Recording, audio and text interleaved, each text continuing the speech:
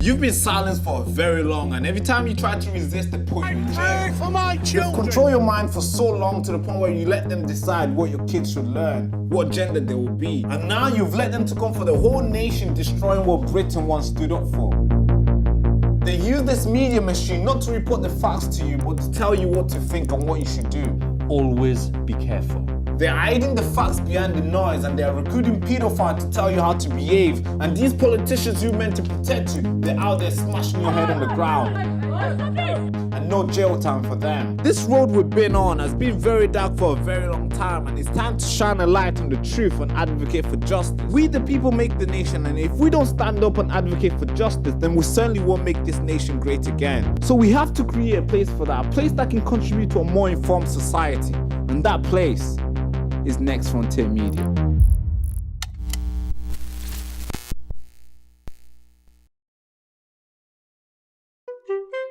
Ladies and gentlemen, patriots, truth seekers, digital warriors, welcome back to the show. Man, it's a very sensitive time, isn't it, right? Almost everything, every single thing that you say is almost like somebody's watching you, somebody's recording you, somebody's about to do you something wrong online. Well, today I got my guest. I'm not going to be here alone. I know I've been getting a lot of trouble for staying consistent on my values, on my principles, and not stabbing people in the back. And it's important to have somebody here who has been doing that as well. This guy has been in the front line. It's not just been in the front line in protesting, but he's been in the front line, meaning in the army, fighting, ready to lay down his life for the country. He came out there, not just come out and stay at home and do nothing. He went back in there, fighting the extremists, wanting to unite. And the past couple of days, the right wing has looked very fractured. It's looked like there's no way we can unite. And of course, I brought him on today to ask him, hey, can we still unite? Is there any hope for uniting today? And my guest goes by the name of, man, I think you probably know who this person is. Richard. How you doing, Richard? Well, Baraka, I'm doing really well.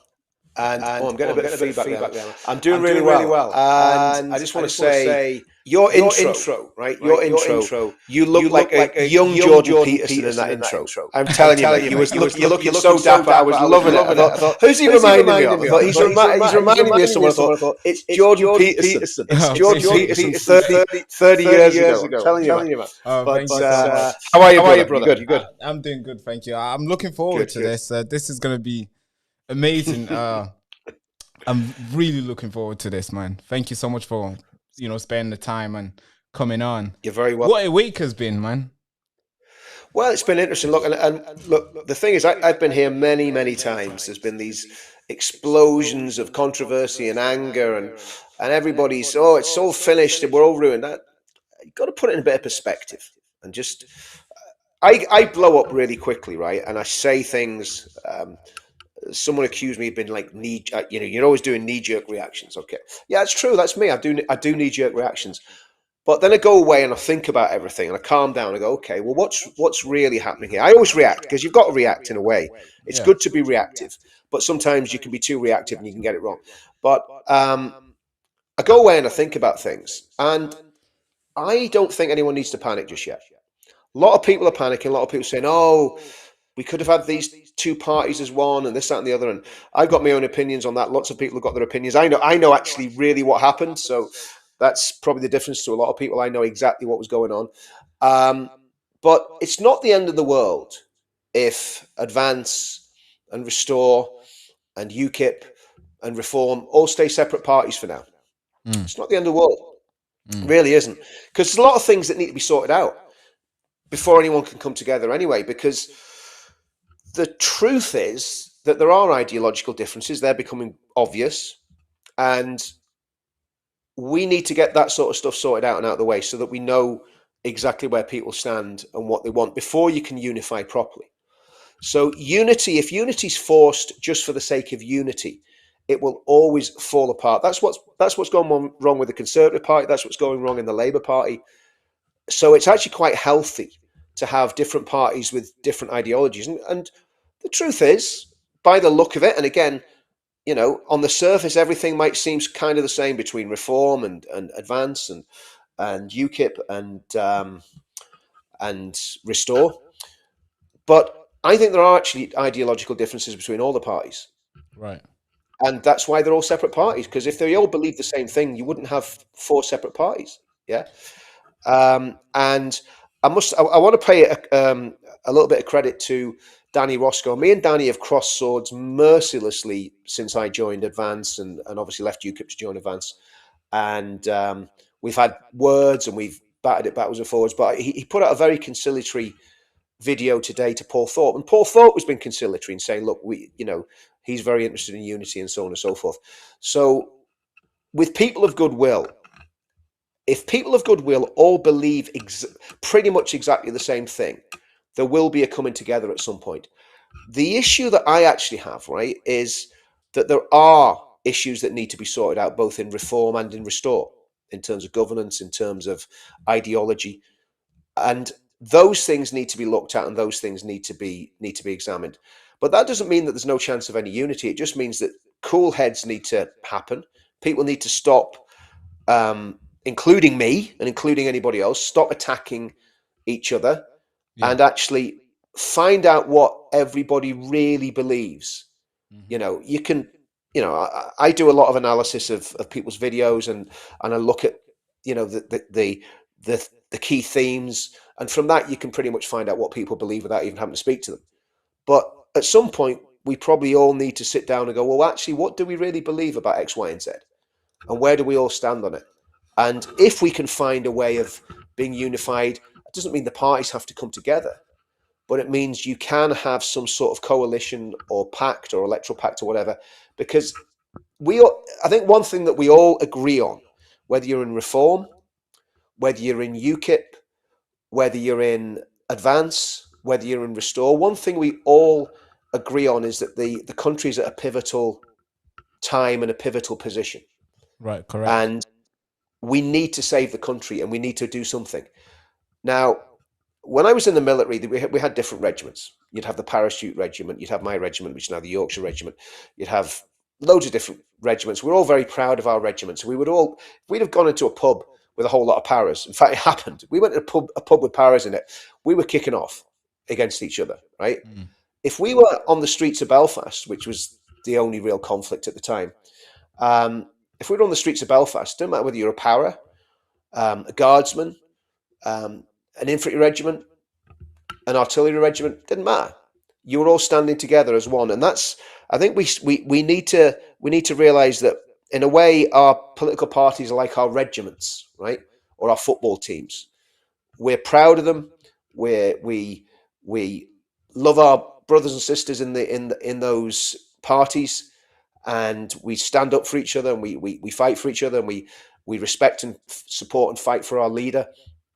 But at the end of the day, that party exists not for power, not for raw power, not to appoint someone as Caesar. It exists to save the country, and that's the important thing.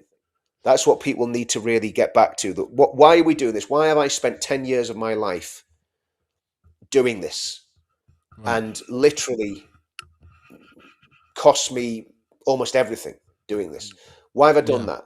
Because I am obsessed with saving my country and saving the future for my children, my grandchildren, and hopefully great-grandchildren at some point. So I think we've got to get back to what we're doing this for. And if we do that, then, okay, if people are going to be idiots, right, and people are going to be selfish, and people are going to be self-serving, and people are going to be egotistical and dishonest and disreputable, well, sooner or later the receipts will appear and everyone will know who's been disingenuous. But if people come at it with a genuine heart and with a genuine feeling of we want to get this done, then we can do it. Does that make sense to set the context? Yes, we can have unity, but it takes goodwill on all sides. And to be honest with you, I'm going to say something. I get a lot of grief. You get a lot of grief, I'm sure, Baraka, as well, from trolls. Some of them are probably on the left. Some of them are probably far right, swivel-eyed Nazis. But some people are just confused and worried about what's going on. Now, to the ones that are confused and are worried about what's going on, we're not going to stop this fight we're not going to, just because parties aren't getting together, we're not going to stop this fight. We're not going to give up on you, the public, the people who really matter. Us, basically us. Yeah. We're not going to give up on each other. We're going to keep fighting for each other, and we're going to keep standing. So don't, as old Private Jones used to say in Dad's Army, don't panic. Don't panic. Because don't panic. Keep calm and carry on. But we need clear heads. If parties decide they want to destroy each other, or if one party decides it wants to destroy another party and goes gunning for that party, well, what will happen is the party that's on the path to try and destroy everything and become the senior partner, I think that will be the one that's actually found wanting, because it just won't work. But if people come together with a genuine sense of wanting to do this, I've got friends in Restore, I've got friends in Reform. I'm not sure if I've got any friends in UKIP anymore, but I'm sure there's one or two in there that still like me. So you stabbed them in the back. They don't. Yeah.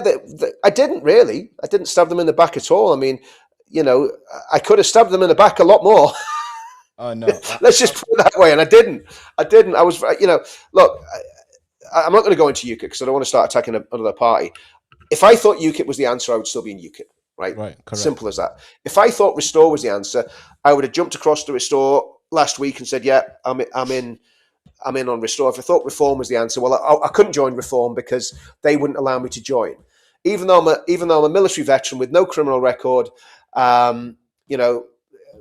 pretty good career behind me, and all the rest of it, I wouldn't be allowed to join Reform because I was in a little party called For Britain that was on Reform's banned list. So I wouldn't be able to join Reform because do you know why, Baraka? Because I'm one of that lot. So, and all of this is happening on the right because of Nigel Farage's sniffiness to the British working class.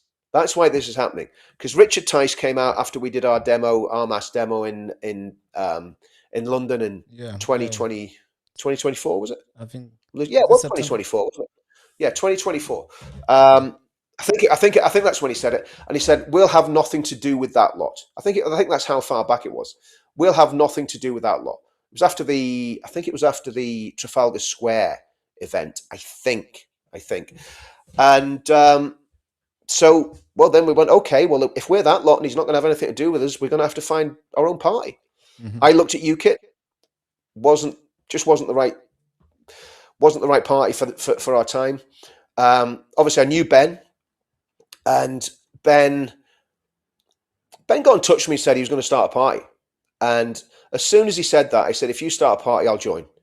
And the moment he started the party, I resigned from UKIP and I joined Advance. And I was on the NEC UKIP, the sort of leadership team of UKIP, and I have no position in Advance. I don't want a position in Advance because if I have a position, then I'm in the situation where I have to toe the line and keep my gob shut. And as you can probably tell, Baraka, I'm not very good at keeping my gob shut. so not that there's not freedom of speech in Advance, but you know what I mean? I'd have to. People like that. Yeah. The reason I don't want a position in Advance, right, is because I don't want to drop them in it. So when I say stuff like I did, not last Friday, but the Friday before, when I came off a plane and blew a gasket because Restore had launched and insulted everybody in the leadership team of Restore. If I was in the leadership team of Advance, no doubt that would have caused a real problem because I'm just a bloke that's got a channel. It shouldn't affect anything. So, I have a certain amount of more freedom of speech than anybody else would have. But yeah, so that's where I'm at with it all. Brother. I want to address the big elephant in the room, the big one. Yeah. Which one? There's quite a few. yeah. There's quite a few. Yes, that's correct. Now, first of all, I want to say thank you so much for, coming out in support of myself and Base and Bougie and all the racism, all the hate that we have received. Well, Danny Roscoe was getting some. Was Danny Roscoe getting some as well? Oh, yeah, Danny Roscoe. He's been receiving. Yeah, I mean, look, me and Danny. Even yourself have been receiving a lot of crazy stuff in your comments. Almost every single post, there's people. Yeah, I don't care though. I just, I've had it for years. It don't bother me. listen, they don't want to come anywhere near me. You know, I mean, just stay away from me. Just they don't want to come anywhere near me. But yeah, I'm appalled by it.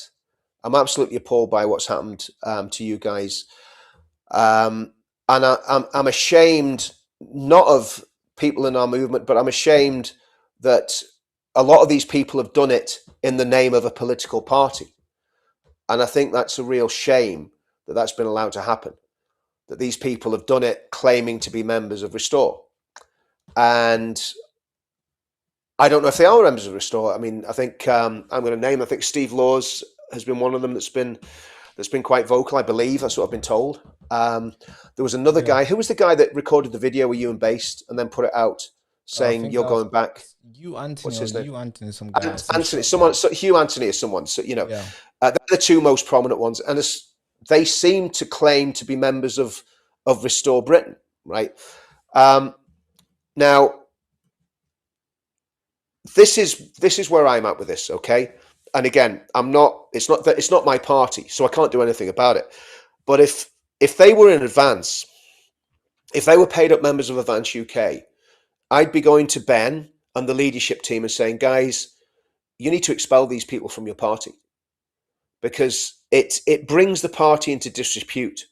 So what has happened is these people, if they are members of Restore, which they claim to be, okay. If they are members of Restore, because I think Steve Laws was saying, you know, Rupert Lowe's our leader. If they are members of Restore, then this is what I can't understand. Why Restore Britain, first of all, have not expelled them from the party if they are members. That's the first thing. And the second thing is why they haven't spoken out viscerally against what these people said. That's what I don't understand. That to me, I'm sure if it was Reform, they'd be gone. If it was Advance, they'd be gone, right? If it was UKIP, they'd be gone, right? Because every single one of those parties have mission statement disavowing anything like that, saying we're not into that. That's not what makes us tick. So I guess that's the bigger elephant in the room. You know, there's always going to be racism. In fact, there's racism in every country. In fact, I was in Africa many years ago. Yeah, I was in Africa many years ago, and I was working with a black church out there. I'll say where it was. It was Sierra Leone, and I was driving through Freetown, and a sort of clapped out old Ford, whatever it was. But anyway, and two of the pastors, obviously these are two black lads, right? And we're driving through Freetown. There's a little group of Chinese people on the side of the road, right? And these two guys start talking, right? And they give it, see those ones there? See those Chinese? They're coming over here. They're taking all our money. They're taking all our resources. They're taking the women. And I'm going, guys, hold on a minute. Like, do you know what we call that back home? And they're like, no, it's just, people call that racism back home, right? You're just, you don't know those guys. Those guys might not have done anything wrong. Yeah. You know, you don't know who they are. You don't know what they're about. Oh, no, Richard, you don't understand the China. And of course, we all know the Chinese Communist Party is for sure looting Africa. You know, I mean, you know, man, it makes anything that Western powers did in imperialism look like amateurs. What the Chinese are doing, but it was just funny. And I said, look, I've been in cars with white guys, and they've looked at black people and said exactly the same thing that you're saying. So there is racism everywhere, and the reality is, Baraka, right? Anybody at any time can say something racist or be racist. Doesn't mean that you're. There's a difference between that, right, and hardcore ethno-nats that really do want to get rid of everybody that has a different skin color, right? And this is the difference. Everybody, I don't care who, everybody has prejudice. Everybody has a bit of racism. Black people have racism against white people. White people have racism against Asian people. It's just the nature of human. Of the human being that we are tribal, and you know we do stick to our tribes to a great extent. So that's all. I like the idea of tribalism, but when it gets to an extent where you want to attack anyone for no good reason, like the reason why I'm putting this out there now, because the people who have come into support of me have now received so much backlash. I don't think she's gonna be. I don't think Sarah White will mind me talking about this, but we was on a call for like an hour or so, and the amount of I mean, we had a video together, and the amount of hate people are going after her. I mean, I'm thinking, hey, she didn't do anything wrong. She just appeared on a show. And now Yeah, a supporter of this show, probably watching today, posted a picture of me and and them. Well, obviously, when they saw me, they took a picture with me, which I have no problem taking picture with. yeah. And when they posted it online, the amount of hate they received, it's like, hey, they didn't do anything wrong. They just took a No, picture of. So now but, it's but like this is what I'm trying to get to, Baraka. Yeah, yeah. I agree. This is what I'm trying to get to. So my point is, there's all this craziness going on, right? And this craziness has started. It's been, for some reason, that since Restore Britain launched, this craziness has gone on steroids, right? It's like it's mainlining, I don't know, it's just mainlining race hate and it's just crazy. And what is there a connection between the launch of Restore Britain and the rhetoric of some of the senior people who have been involved in Restore Britain? Charlie Downs, Connor Tomlinson, their names keep coming up. I'm not saying those guys are racist, because there's no hard evidence that they're making racist comments.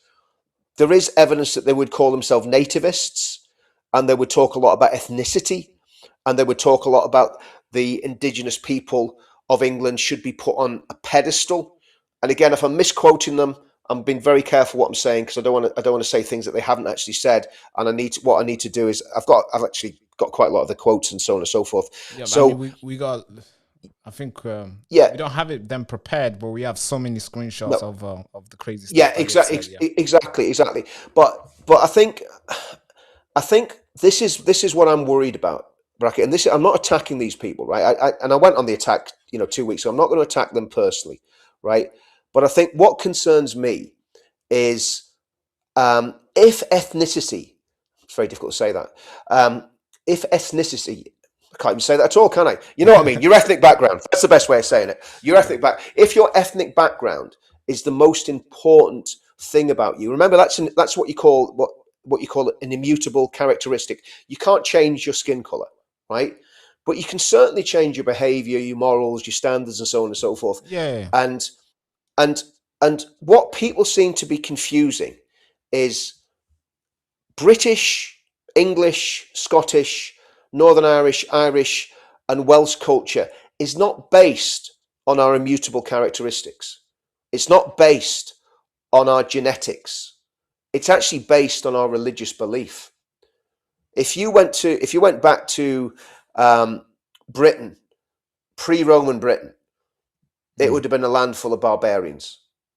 There would have been all sorts of craziness going on, murder, the R word. I know we can't say that because we're on YouTube. Pre-Roman Britain would have been monstrous. When the Romans came, it would have been even more monstrous, because the natives were then enslaved by the Romans, right? Right.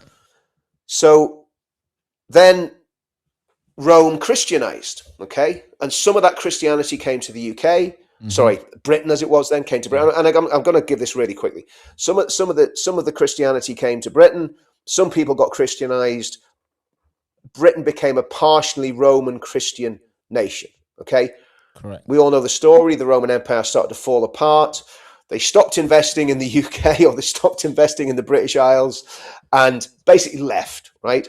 And they left a little rump of British Romans to fend for themselves. Then came the Anglo-Saxons. Everyone talks about the Anglo-Saxons, right?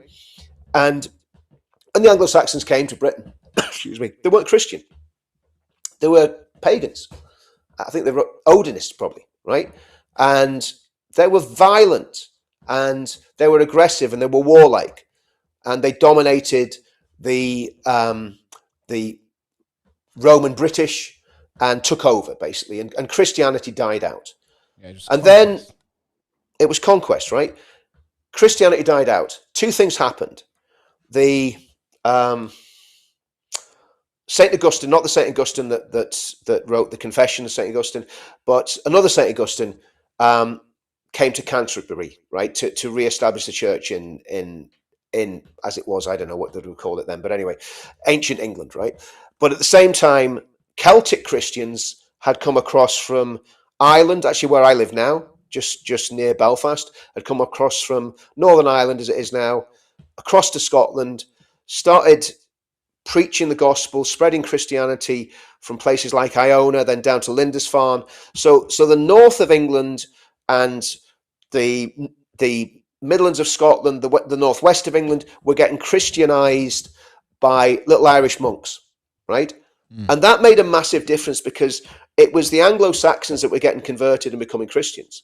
Right. So once the belief system of the Anglo-Saxons became Christianity, and I'm saying this really, really quickly, they gradually became not totally civilized, because it's impossible to totally civilize any tribe of human beings, right? But they became a lot more civilized, right? Yeah. And then we go through. Then the Norman conquest happened, and there was and the Anglo-Saxons were oppressed by the Normans, but Christianity was still there. Then you had the Reformation, when Christianity had a back to basics moment, where they went back to the Bible, to Protestantism, and that really started under a man called Wycliffe, who translated the old Latin Vulgate Bible into English, right? And he had these. This was in about, again, I'm rubbish at dates, probably about 1200.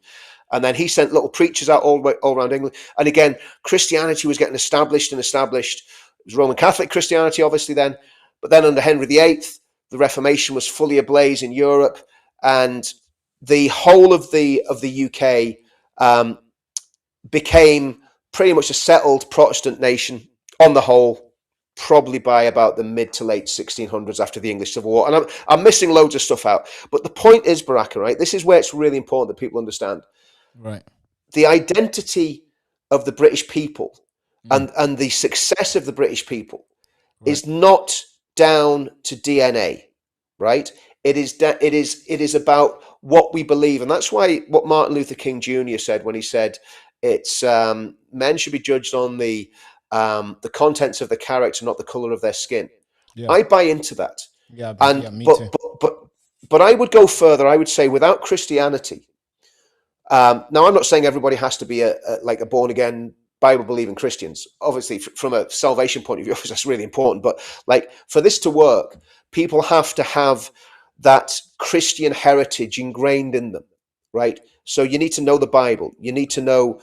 You need to as well. I think the other thing is, if people are coming to settle in Britain, they need to immerse themselves in British culture, which I think you've done, Bracky. Yeah, I think you're doing your best to learn about Britain, because if I was going to settle in a foreign country, I hope I would do that. I hope I wouldn't be one of these ignorant Brits that goes and lives somewhere and doesn't just lives in a little, British only zone where you have your own fry-ups and you don't.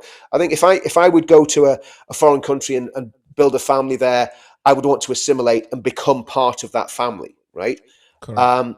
And you don't have to be blood related to do that. You don't have to be of the same tribe to do that.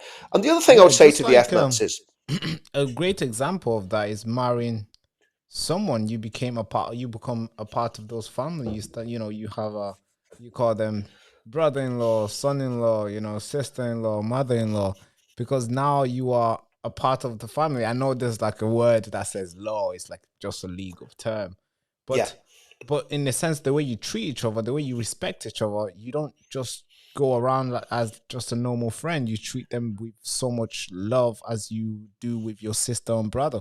So yeah, you do make a lot of sense in that. Obviously, some people might disagree, but you do make a lot of sense.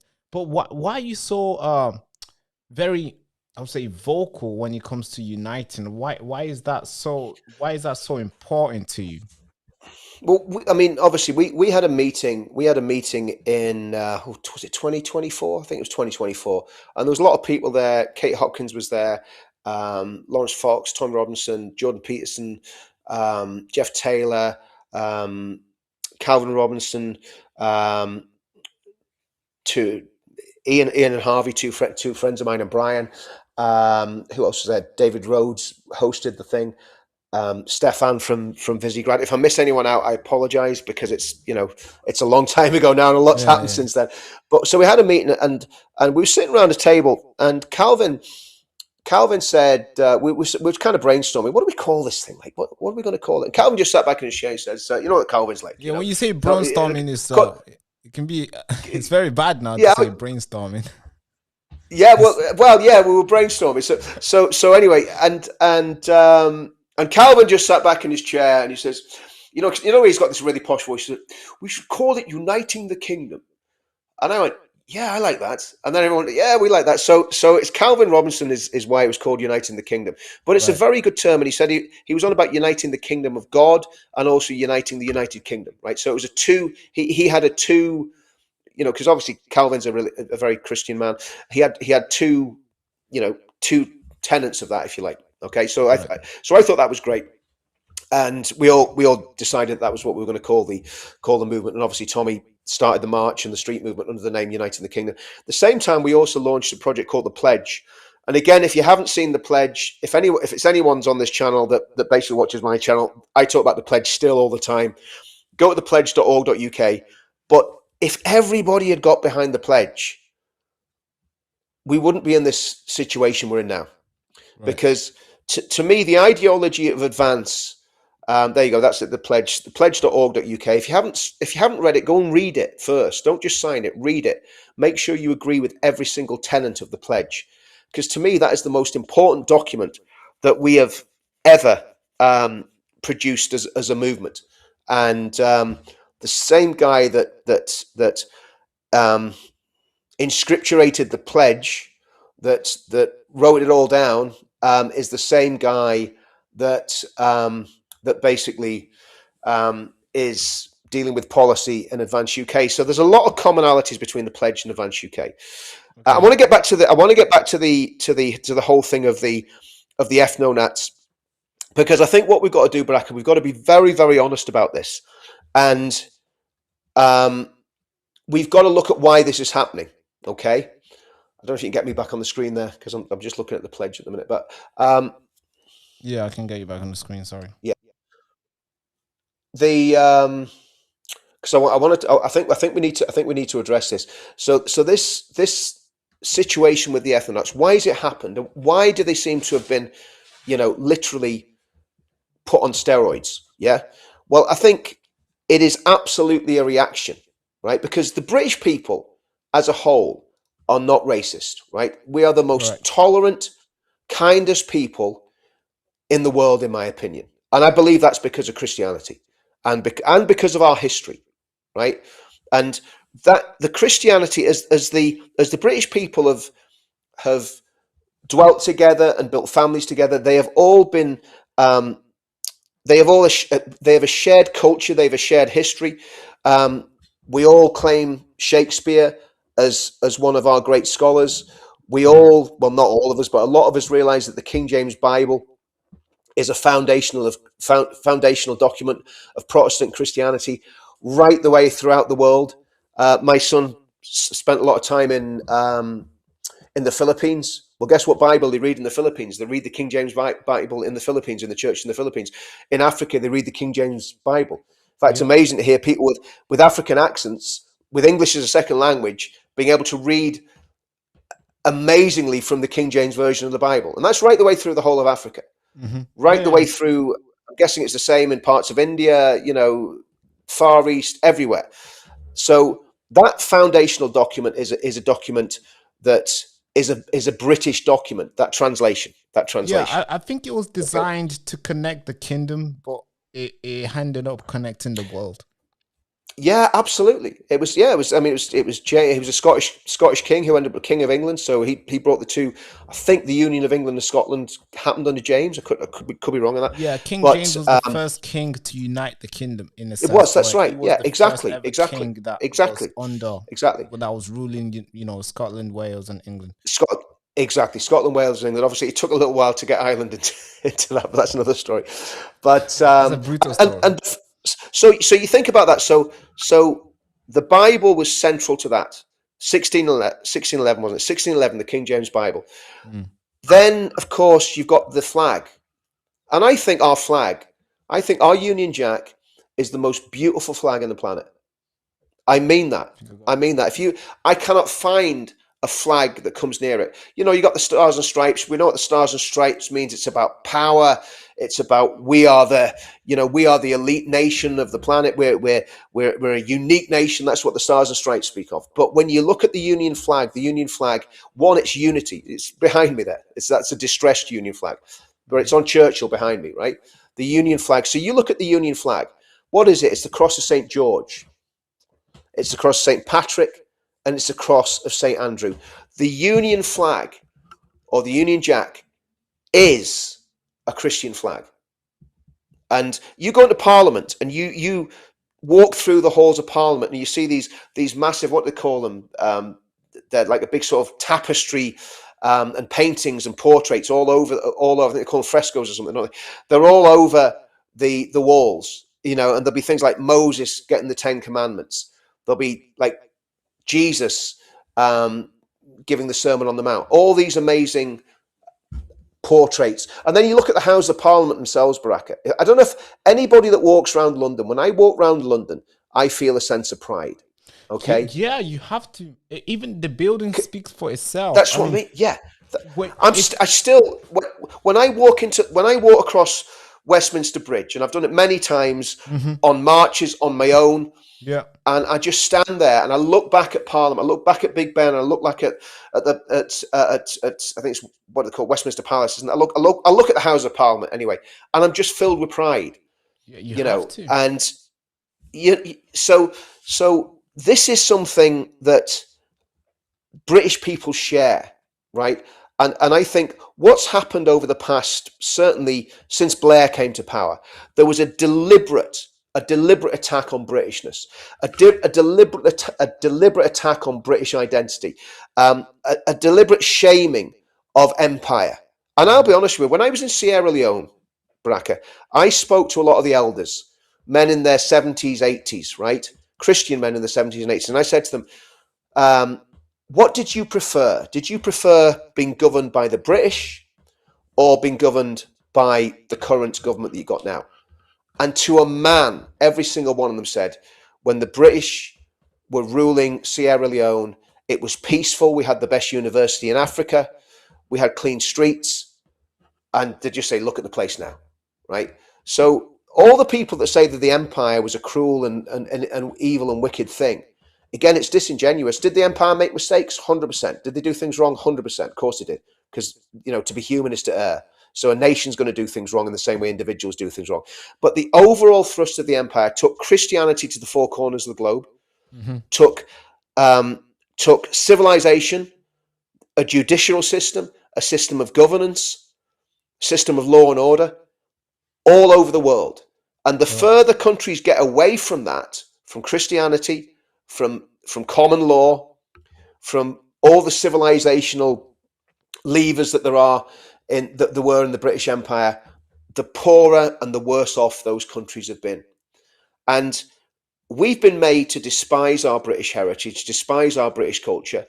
And then to add insult to injury, when the DEI idea came in, critical race theory, we were then told that we had white privilege and that we needed to sit down and shut up for the sake of diversity, that our girls that were getting abused, and I'm not going to use the word because I don't want to vaporize your channel, our girls that were getting abused sexually by these monsters, by these Pakistani gangs, right? That they were to sit down and shut up for the sake of diversity, right? Someone put that, and I think Naz Shah retweeted it, right? So all this stuff's been going on. Then the terrorist attacks, then the knife crime epidemic, and every time there's any disorder in at any of these demonstrations that we've had down through the years, you know, after the murders in Southport, after the murders of those three little angels, the country exploded into violence. And white people were fast-tracked before their feet could touch the ground straight into prison. Correct. Okay? So when white people are now getting radicalized by the far right, which they are in numbers, right? It's not right. It's not right. But the thing is, Baraka, we've got to understand that it's happening for a reason, because white people in this country have been put upon and treated like second-class citizens, right? And that's why this is happening. Now, I condemn it because it's not the right reaction. I'll tell you what the right reaction is in a minute. But people are genuinely wounded and hurt by the way, you see people like that Dr. Shola, and Kehendi Andrews, and that woman, that Pakistani woman, I can't even remember her name, the vile one that's Narendra. working for the Iranians, but Bushy something or other, Bushaka or something. I don't know what her name is. Yeah, Bushra. I think there's two. There's Narendra Khan and Bushra. I mean, Narendra, disgusting, absolutely despicable race baiting individuals, right? And these race baiters, and they've been on the media as well. And you look at the adverts, and people are going to watch this, and go, "Oh, Richard's racist." No, I'm not. I'm not racist at all. And Baraka will vouch for this. You look at the adverts, and you turn your TV on, and I don't watch much mainstream TV, but if you're unfortunate enough to drop onto ITV from time to time, almost every single family on TV is a mixed race family. Now, that's just not a representation of what's really happening in the UK. And it's done for DEI purposes. It's done because of critical race theory. And it's done because they want to make themselves tick all those boxes. And that is causing a massive problem among people that would never have thought about race. They'd never have thought about it. And that's why I think the problem is worse now than it ever is. So that's where the problem comes from. But the solution to that problem, right? The solution to that problem is not to become racist ourselves and say, well, we want to have white privilege and we want to be above everybody else. The solution to that problem is everybody being equal before the law. Okay? Everybody's equal before the law, whether you're white, black, yellow, brown, purple, it doesn't matter. So in other words, we get to be a colorblind nation again, right?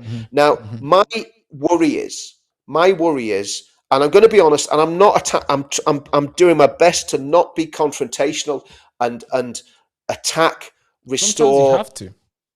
Britain. I don't want to though, Baraka, because what I'm trying to do, I'm trying to genuinely explain my analysis of what's going on. So I believe some of those young Turks in, by the way, they're not Turks. That's just a euphemism. But some of those young guys in Restore. Britain, I was going to say Restore UK. They seem to have forgotten the UK, but that's another story. Those guys in Restore Britain, they seem to want a privileged position for the indigenous British people. Now, I don't think we need a privileged position. We just need equality. At the minute, I don't think the white people have equality. I think they've been put upon. I think the state and the powers that be are taking the mick, and there is a two-tier system where if you're white British and you go to a demo and it kicks off, you're probably more likely to get arrested and put in prison than if you're from a Palestinian, a pro-Hamas demonstration, etc. Right? That's the perception. Now, again, do we have stats on that? I'm not sure that we do, but that's how people perceive it. So and this is what I believe. This is Advance UK's position. What we want is genuine equality, where every single man and woman that's of the age of responsibility, of legal age to go before the courts, everyone is equal before the law, and everybody is equal in terms of employment. So it's not a situation where we're saying, well, we've got to hire more black people because we don't have enough black people flying jets. You got to fly a jet if you're good enough to fly a jet, irrespective of the color of your skin. You get to be a doctor or a TV presenter because you're very talented, not because of the color of your skin, right? And that's what needs to happen. And of course, we know because of so-called positive discrimination and DEI, that's not happening. And that has created a massive amount of resentment. So what we need to do is not go the other direction and say, well, we're gonna make sure that that the indigenous people are put on a pedestal and everybody else is put down, because that's going to cause problems. Everybody gets treated completely equally, right? And I think that's a fair way of dealing with everything. And then the next thing, Baraka, of course, is demographics. And again, that's a controversial topic, and I'll tell you why it's a controversial topic. Because partly the white British are to blame for the demographic problem because of contraception and people not wanting to have families. We didn't have enough babies. Simple as that. That's a huge problem. Like, why does that? Because you see, I mean, we all know that Islam or whatever, blacks, Asian, whichever group is, producing or birthing a lot of kids, bringing up kids. I mean, bringing up kids is a blessing. I have to say it's a blessing when Have you got kids now, sisters Baraka? Have you bring up got have you baby. got kids? No, I don't Have have you any got kids? kids. No. No. I don't have any kids. No, yeah. You got to get breeding, man. But yeah, it's a blessing. Well, the problem is what has happened now, especially in this generation, right? So if you're a young white lad now, when I was young, when I was in the military, right, I got married when I need to get this one right, don't I? Was it 20? I think I was. I'm clutching at straws here. 90. Yeah, I was 20. I got married when I was 20. Okay. Wow. And my wife had just turned 21. I was 20, and started a family within like a year. Had 2 kids. Probably should have had more. We probably didn't do enough for the demographics ourselves. But we had 2 kids, and now we've got 3 grandkids, and so on and so forth. So our family's kind of perpetuating, right? But the problem is now, then it was really easy. So I bought the house, £27,000 for a lovely 3-bedroomed house in a really nice area of Northern Ireland, right? That's what house prices were like in 1989, 1990. Okay. So you could live a really nice life on a quite a low income, right? Yeah, not today anymore. And nobody can do that now. I don't know whether you're getting a lag there, Baraka. It seems like we've got a bit of a lag on the line. I don't think it's at my end, but it seems to be quite slow here. I'm seeing you properly. But it's working for me here. Oh, it's okay. It could just be something coming back from you. But anyway, so that's another problem. The cost of housing, the lack of affordable housing, the cost of fuel, and all of these things are feeding into disenchantment and frustration, right?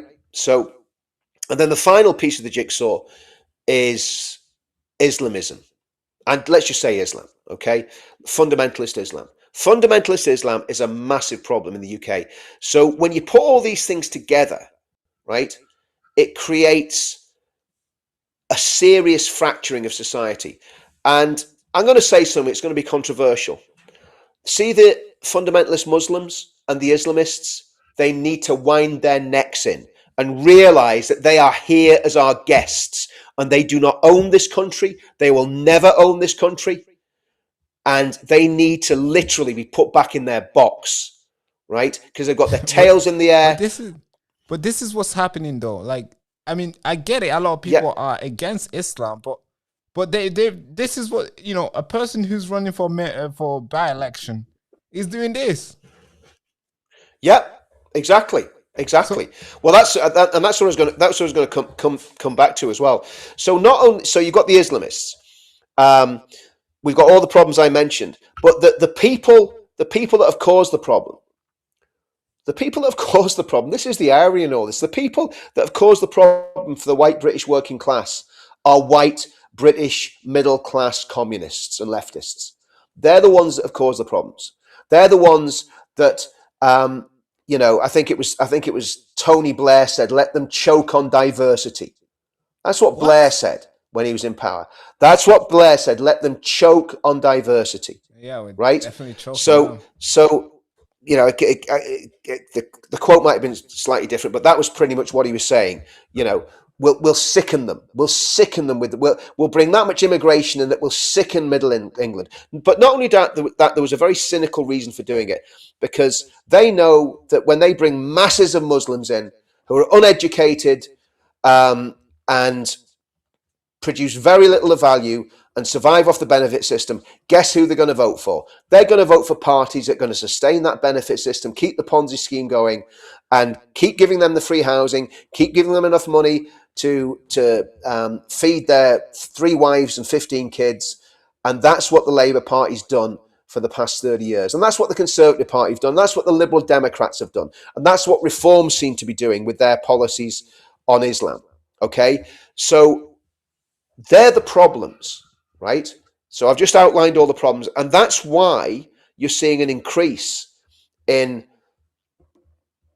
white working class people getting very, very frustrated and saying, do you know what? We just want them all gone. Now, I don't agree with that. I don't agree with that. I'll tell you who I want gone. I want anyone who comes to this country as a guest, wraps themselves in a Palestinian flag, goes on a demo and chants for a global intifada and death to the West, death to America, death to the United Kingdom. I want them gone out of my country, right? I want them gone. I want them deported. I want them rounded up. I don't care where they've come from. I want them out. I want radical Islamist preachers booted out of the country. I want the madrasas that are preaching extremism closed down. I want mosques that are preaching extremism closed down. I want the 40,000 people on the terror watch list rounded up, put in an internment camp until we can find out exactly where they've come from, going back 2 generations in their families, and then deported to the countries that they came from if they're on a terror watch list. I don't want anyone in my country that's a Muslim that's on a terror watch list. So that's how radical I am. So I'm all for mass deportation. I'm all for getting rid of people that have come to this country and have come to this country with evil intent and have got no interest in assimilating and joining in with the rest of the population. I want to see them all gone. Absolutely every single one of them.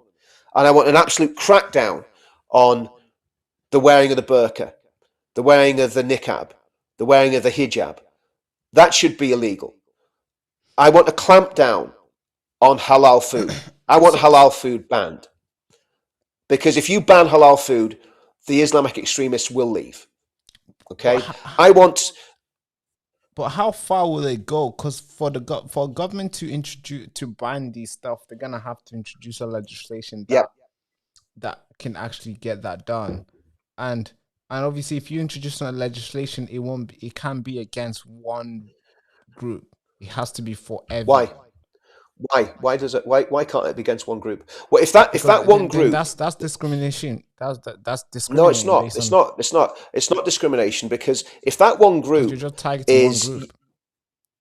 Yeah, but if that one group is destabilizing the country and wanting to take over the country, that's completely legitimate, because that group is a subversive group within your state. It happened with the Roman Catholics during the Reformation. Roman Catholics were discriminated against because they were seen as subversive against the state.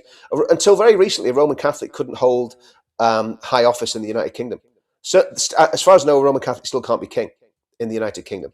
So when it comes to radical Islam, there needs to be zero tolerance, because, Baraka, you've got to understand that the Islamists, right, Muslim Brotherhood, some of the Pakistani and Bangladeshi political movements and political parties, right, they have an agenda to Islamize the UK. They're not here as that tramp from Birmingham said on a video. He's not here to take part, he's here to take over. That's not acceptable. That's not acceptable, because what that does, you see, that then feeds into racism across the board. So if we said, okay, well, let's just target everybody that's come here and start deporting everybody, I'm totally against that. But I'm 100% for making it a very, very cold house. Only for Islam. Targeted against, not against normal. I mean, look, I've said this before. Shohab, who's from Wales, right? Shohab's a friend of mine, right? Okay. When my mother died, right, out of all the people in the movement, I've been doing this for nearly 10 years. Out of all the people in our movement, Shohab showed me more love and support after my mother died than anybody else in the movement. That's true. He was on the phone, texting me all the time saying, are you okay, brother? I'm really concerned about you. So I don't want the likes of Shohab, Lubna, Momus, those guys that really are not guys. like Shohab, the good guys, right? Guy. Yeah, these good guys. What I want to do is target the extremists that want to take over our country. So if you're coming to our country and insisting on having your meat slaughtered in a certain way, but not just that, you're insisting on pushing that on the general public. See, the Jewish people slaughter their meat in a certain way, right? It's called kosher meat, but they don't insist on the British public eating it. 1% of the food that's slaughtered is kosher. Less than 1%, sorry. Less than 1% is kosher. 47% of sheep, lamb, and goats are halal. 21% of chickens, halal. I think it's about 10 to 12% of beef, halal slaughtered. Right, so we're being forced to eat food that has had an Islamic prayer prayed over it. Now, as a Christian, I found that totally objectionable. and I will do everything I can in my power to avoid eating halal meat. Now, I never have kosher food forced on me, so the kosher thing, banning the kosher thing's immaterial because it's such a minuscule amount. Yeah, So one might argue is because Jews, the Jewish community is like it makes up like less than 1% in the it's country. tiny. It's And tiny. the Muslim 300,000 community is growing people. at a rapid rate. It's like some people are saying It's growing at 4%, rapid some rate. people are saying 6%. I don't know what percent it is. It could be 20%. I'm not sure. I It could be 10%. I believe it's. Sure. I believe it's. Well, I don't know what you think. You're obviously living up in the The northwest. numbers say 4%. I think it's. I don't believe it. I would say 10. I would say 10%. So maybe that might justify the reason why there's more percentage in terms of how the halal meat for them. But either way, I don't. I don't eat it. I don't, maybe so, but I don't do none of maybe that. so. But I think the reality is that we don't want the extremists here. People like Shohab, people like Shohab that are nice, genuine people that don't want to destabilize our state, don't want to destabilize our country. I don't have a problem with that. If someone's fanatical about eating meat that's had a religious prayer prayed over it, and they're trying to force that on us, and they're saying they're here not to take part but to take over, they should be gone. They should be gone. And I'm militant about that. Now, this is where I would depart from the people that have been causing all the problems and have been abusing everybody. They don't see that because they're driven by ethnicity and not ideology. They want everybody that doesn't look like them gone, right? And that is ridiculous because what the problem is with all this, Baraka, and this is what people have got to understand. If this happens, if we're going to deal with the radical Islam threat, and we start doing things like banning the burqa, closing down radical mosques, deporting radical preachers, deporting terrorist sympathizers, deporting people who are on terror lists, deporting people that come here and then get involved in pro-Hamas marches. If we start doing that, there will be absolute chaos on the streets. There's no doubt about that, right? Now, what I would say to the ethno-Nazis, right? It's going to be bad enough dealing with radical Islam. And you want to add to that, well, we're going to get rid of a million people from Africa. We're going to get rid of 1 million people from India that are just here working hard, doing the best to earn a living. People like yourself, Baraka, that has come here to prosper and to be blessed and to take part, not to take over, but to take part and assimilate, right? Well, that is madness. So, one, it's morally wrong. It's morally wrong, but sorry, go on. No, go on. You finish your point. It's morally wrong. Okay, it's morally wrong to come along and say, right, Baraka, you can go.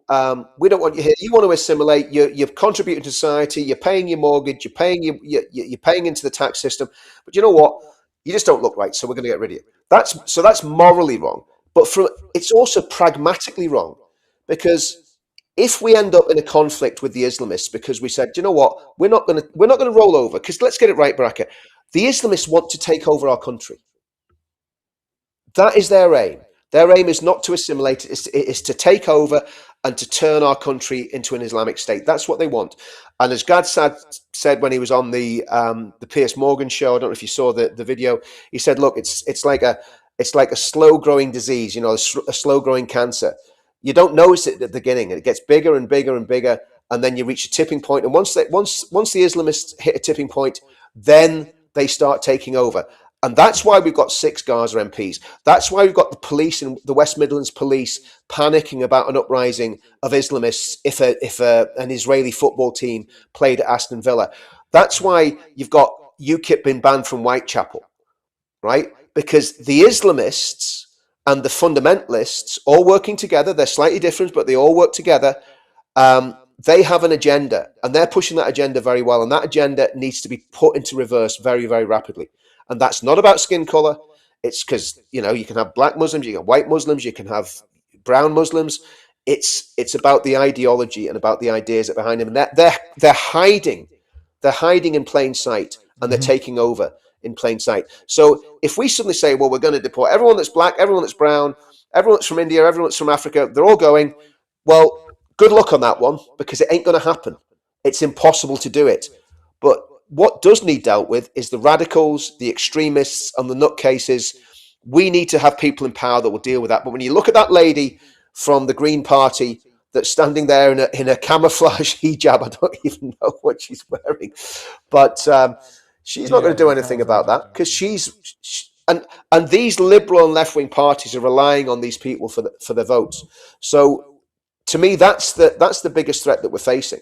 So what these people are doing when they're picking on my friends is they're not being patriots, they're actually betraying the country, because the way to win is not to pick on Baraka and Bougie and Shohab and Danny Roscoe and anybody else that just doesn't fit what they think an English person should look like.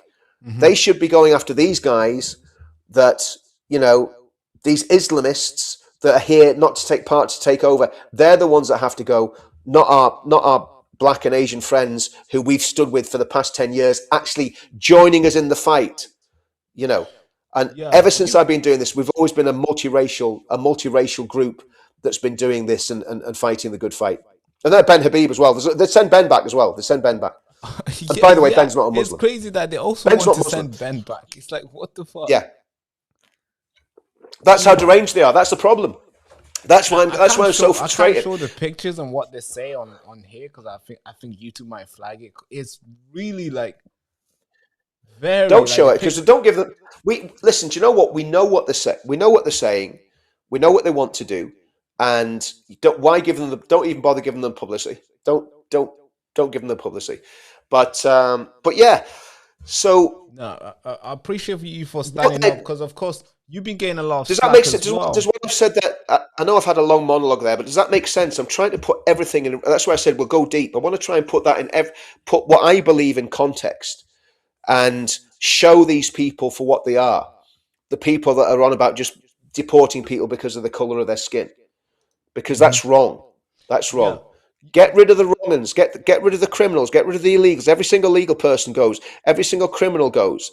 Every single person that's been involved in the grooming gangs goes, and their families, they go.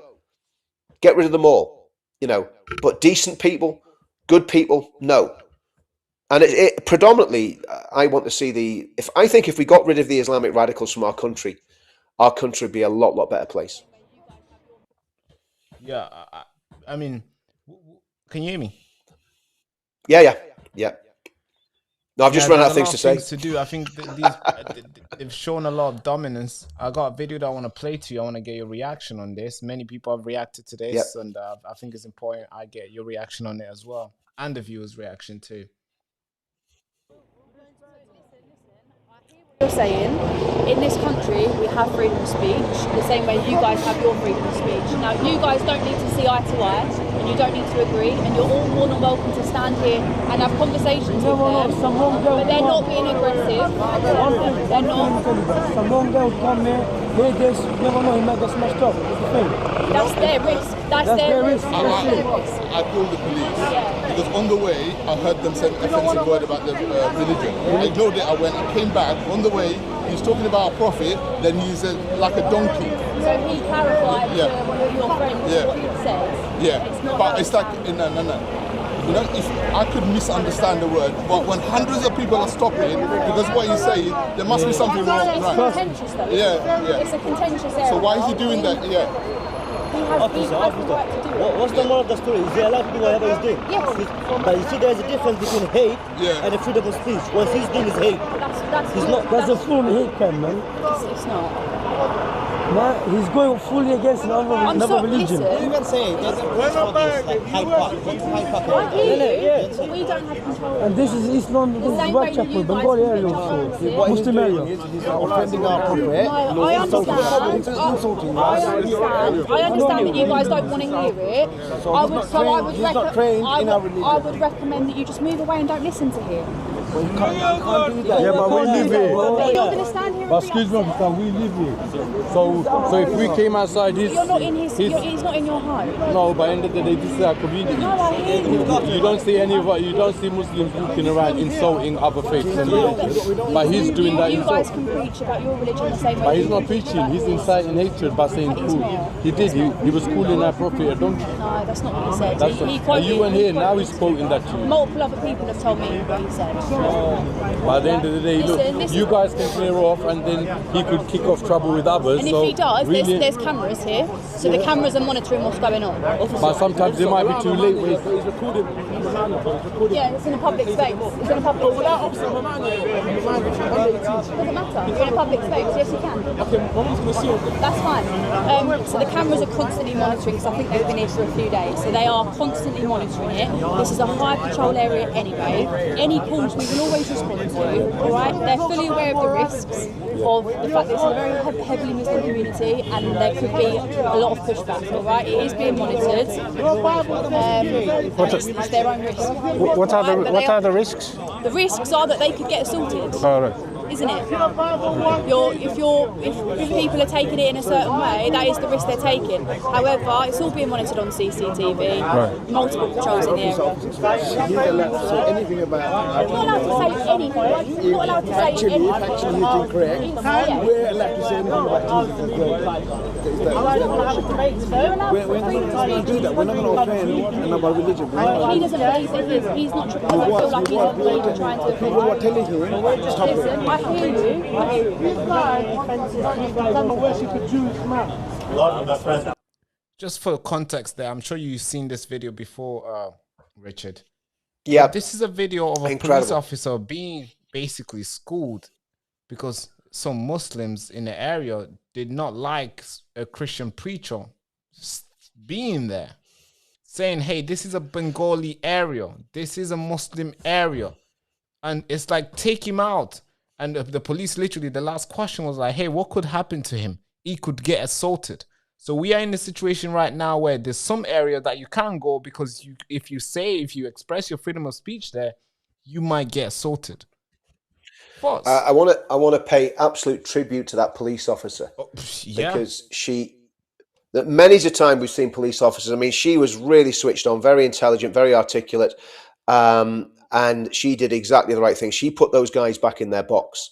Correct. She told them where to go very politely, but she's saying this guy has freedom to preach his religion. They don't have the right to stop him.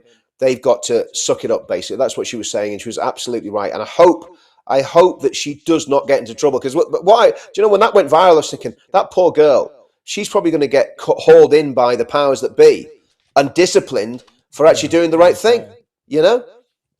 I mean, and I would deport all of them. I would deport them all, every single one of them. You would deport all. I would find out. I would round them up and get rid of them. I would get rid of them all. What ground would you use? What's our? Because they're basically they're not assimilated. They're not assimilated. So they're obviously bigoted, hate-filled Islamists, and they shouldn't be here. Wow, I was not expecting that. Oh, God. But yeah, this is. I don't want them here. I do not want them here. Because these are the people that are causing the problems. These are the people that went out en masse to stop UKIP having a prayer march through Whitechapel. Correct. Right?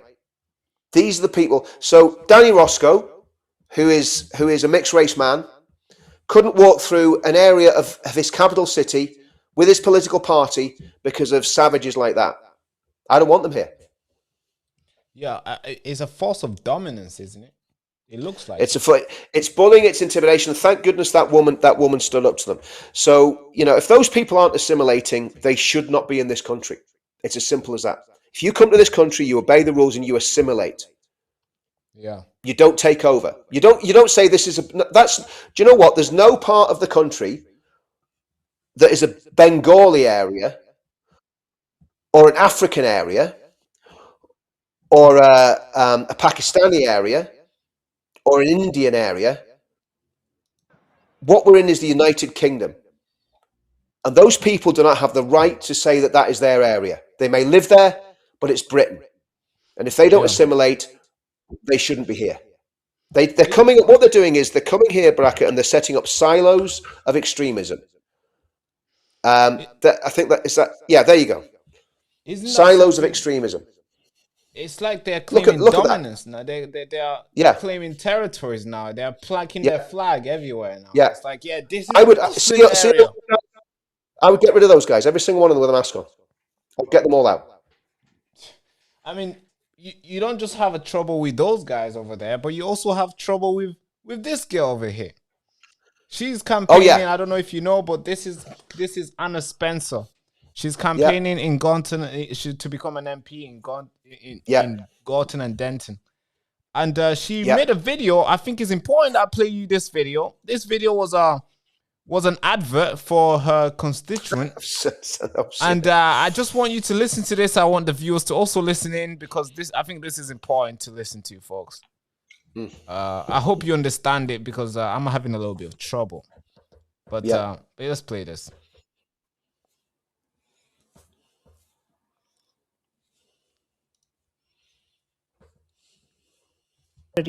को गोटन और Danton एक जुल्म Hey, YouTube, what's going on? Somebody's messing up here. Hey, what's going on? All right, here we are. What? Okay. All right, there we go. को गोटन और Danton एक Okay, something is going on here. Somebody's pulling something. There's no point in playing it because you wouldn't understand it anyway. जुल्म सियासतदान जीत सकता है अगर हम reform को रोकने के लिए ग्रीन को वोट ना दे। मेरा नाम हना स्पेंसर है। मैं ग्रीन पार्टी की उम्मीदवार हूँ। दुकानदार, सफाई करने वाले, ड्राइवर्स, माएं, ये हम हैं जो इस इलाके को चलाते हैं। लेकिन सियासतदान हमारे लिए काम नहीं कर रहे। Just pull that back. Bills बढ़ते जा रहे हैं, किराए हमें घरों से निकाल रहे हैं। Just pull it back to where it had. So what they're actually doing, what she's actually doing, if you look at that, just doesn't matter what she's trying to say. I mean, she's obviously just some sort of lunatic that thinks she can speak Urdu. She's been given a little script. She can't really speak Urdu. Yeah, she's a couple of practice and she's like, but look at the next frame after Matt Goodwin. Okay, I mean Matt Goodwin is like a Wally there, doesn't he? But after Matt Goodwin, look at the next frame. The next one after that. Keep going. Coming up now. This? Yeah. Next one. Stop there. So now look at this. This is sectarianism right here, Baraka. Okay, watch this. Bibi Netanyahu, right? He's in that image because he is the Prime Minister of Israel. That's right. That is anti-Semitism right there in this video. That is against the Jews. Okay, don't kid yourself. That's what that's about. Prime Minister Modi. That's the Hindu Prime Minister of India. They're attacking Labour because Keir Starmer's meeting with Prime Minister Modi. So you've got sectarian politics playing out on the streets of Gorton and Denton. And the Green Party are feeding into it and allowing it to happen. Right? That's what's going on here. And that's extremely dangerous. And that's why you're seeing more and more radical politics in the UK. That's why people are the indigenous population are getting more and more restive. And unless this is sorted out, Baraka, right? So I said to you earlier, there'll be a conflict if we start taking on the Islamists, right? If we start rounding those guys up that are causing all these problems, there's going to be a conflict. There's no doubt about it, right? A big conflict. These guys here, do you think they're going to go quietly? You think when you knock on these guys' doors and saying, you came here illegally, how do we know you should be here? You're not, you don't have leave to remain. Do you think they're going to go quietly? They're going to burn everything. Okay, right? They're covering their face. Exactly. We saw what happened after the Southport riots when the police were telling them, I tell you what, lads, do us a favour, lads, take the weapons, take them back to the mosques. Oh yeah. You got Piers Morgan saying there's not an Islamism problem in the UK. Of course, he's all right living in his gated community, living behind the wire. But the truth is, there's a massive sectarian problem. There's a massive problem with the Islamisation in the UK. It's the biggest problem that we're actually going to face in the next 10 years. And unless we get a government that's going to get a grip of it, we're going to lose our country. Or what will happen is there'll be a mass popular uprising, right, by the white majority population, and it will be horrendous because all the moderates, people like me, and you know, you might think, well, you've just asked for loads of Bangladeshis to be deported. Well, listen to what they were saying, that police officer. The moderates like me will get pushed to one side, and what you'll have is people that just want to get rid of everybody. And that's what we've got to be very, very aware of. Unless somebody gets into power that can get a grip of this sensibly, we're looking at an absolute disaster over the next 10 years. Colonel Richard Kemp's talking about it. The guy, David Betts, is talking about it. The professor, I think he's from King's College or one of the universities in London.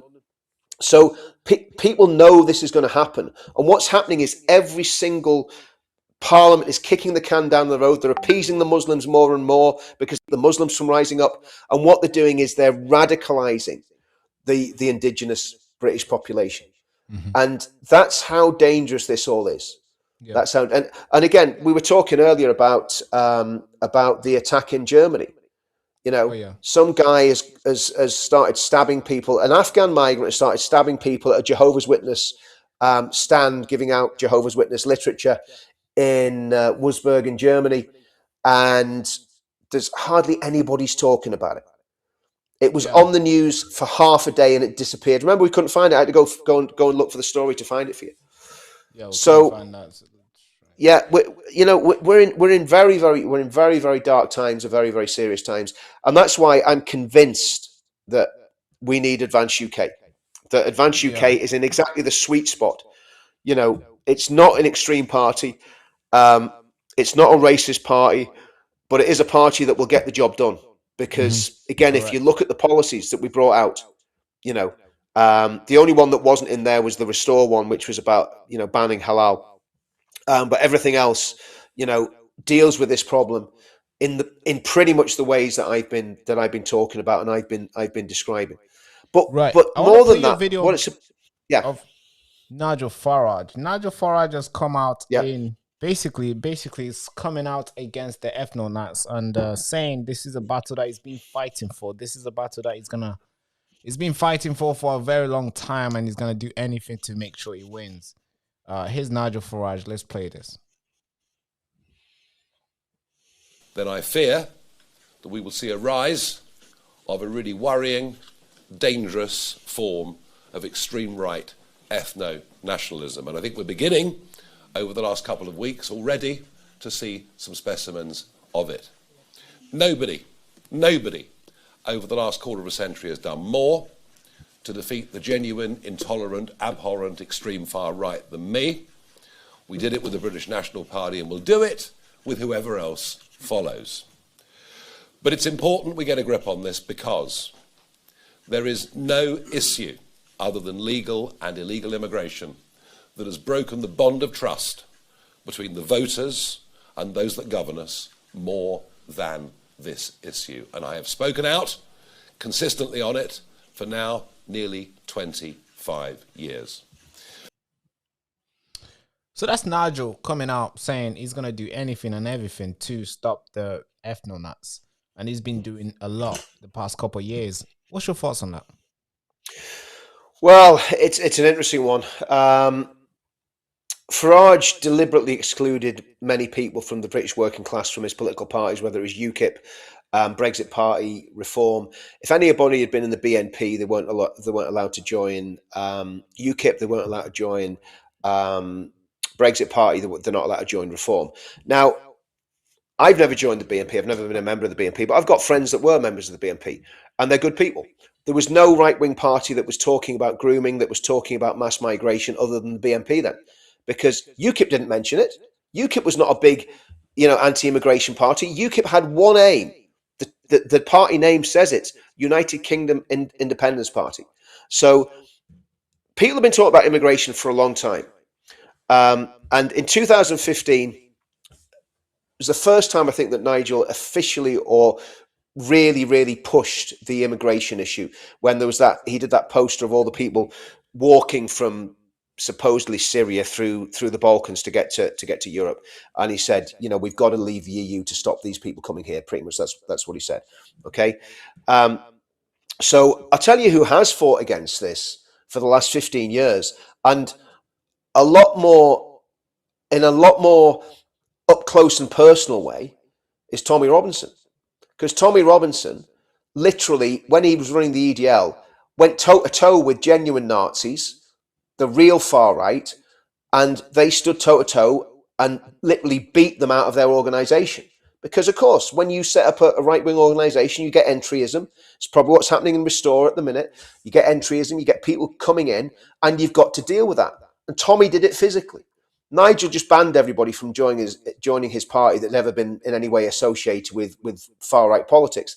That wasn't the right way to do it, because what he did was he allowed this wound to fester instead of actually dealing and saying, like I think we've done tonight, Baraka, where we've gone into a lot of detail about why people have these grievances.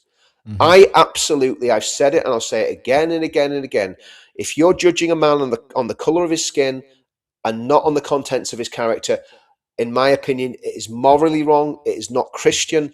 It is pragmatically wrong, because when we're dealing with the Islamists, we're going to need our African friends, our Hindu friends, our Chinese friends, our friends from the Far East, our friends from the West Indies to join us in the battle, because it will be a battle to get Islamism out of the UK, right? So for all sorts of reasons, the genuine ethnonats are completely in the wrong morally and on the grounds of practicalities. But Nigel is also wrong, because what Nigel has done, he's excluded a lot of good people from ever getting involved in politics. He's excluded Tommy for years. Right. And you imagine, right, if Ben Habib, Rupert Lowe, Tommy Robinson, you name them, Katie Hopkins, all the rock stars in our movement were all members of Reform. And they were all singing off the same hymn sheet, and they all said, we're not ethnonats, we're not going to have anything to do with ethnonationalism, right? Oh, no. And this is where Restore's made a big mistake, because Restore haven't done that. Restore have not come out and said that we want nothing to do with these men that are saying they represent Restore and are doing racist things. So there's two equal mistakes there. Nigel made the mistake of completely ostracizing everybody from the working class right, which is pretty much what he did. And Restore have made the same mistake of not dealing with the genuine racists and hate-filled bigots that are doing stuff in their name. It's all right to keep saying, oh, well, they might be using our badge, but they're not really us. Well, check your membership lists, guys. Make sure they're not you, And if they are you, get rid of them. Boot them out. That's all Restore could put themselves in pole position tonight, right? They could put themselves in pole position and probably eclipse what we're doing in advance, excuse me, very simply by saying if you're an ethnonat, if you've been threatening Baraka or Danny Roscoe or Shohab or Based Bougie, if you've been threatening these people, and we find out, we're going to throw you out the party, And it's not difficult to do. These guys that run this party are very, very technically savvy, so they could actually do that. They could deal with these people literally double quick. But for some reason, they're not doing that, and that's my question. Why have you not straight away come out, up front and said, we want these people gone from our party? If they did that and it was sincere and they said, we don't want anything to do with nativism or ethnicity, we're purely based on what people believe and what their ideology is and what their faith is, then that would solve the problem completely overnight. Yeah? Yeah. I want to focus the last couple minutes on advance, because ever since this new party was launched, I think I was talking a lot of, I would say, a lot of people were talking about advance after the conference. New stuff was released, a lot of crazy stuff, a lot of policies, good stuff was, coming out, footage of Ben Habib speaking and many other people who took the stage that day. And a week later, another party was launched. And that has taken a lot of, I would say, energy away from advance. So tell me, what's advance plan right now? What's going on? Well, I mean, I'll tell you what my plan is. I'm across here in Northern Ireland. I'm working with people in Northern Ireland to set up a structure in Northern Ireland for Advance UK. I'm waiting for that, for that all to come to fruition. I'll not be leading it. I just want to try and put the pieces of the jigsaw together, and then leave the people that are going to be leading it to do what they do best, and I'll just sit back and put my feet up and relax for a little while. But that's what I'm doing at the minute. I'm trying to build things in Northern Ireland, so I'm waiting on what happens with the leadership of Advance to say, good to go. Let's get that done. And once that's done, great. Then we can surge forward in Northern Ireland. Right the way throughout the UK, Advance will continue doing what it's doing. We've actually, I was talking to one of the leaders this morning. We've actually put on members with all this going on. We haven't lost members. We've actually gained more members, believe it or not. I know obviously some people will have left because they'll have been offended by what I said, or Ben's offended them, or whatever. So people are so flipping easily offended these days.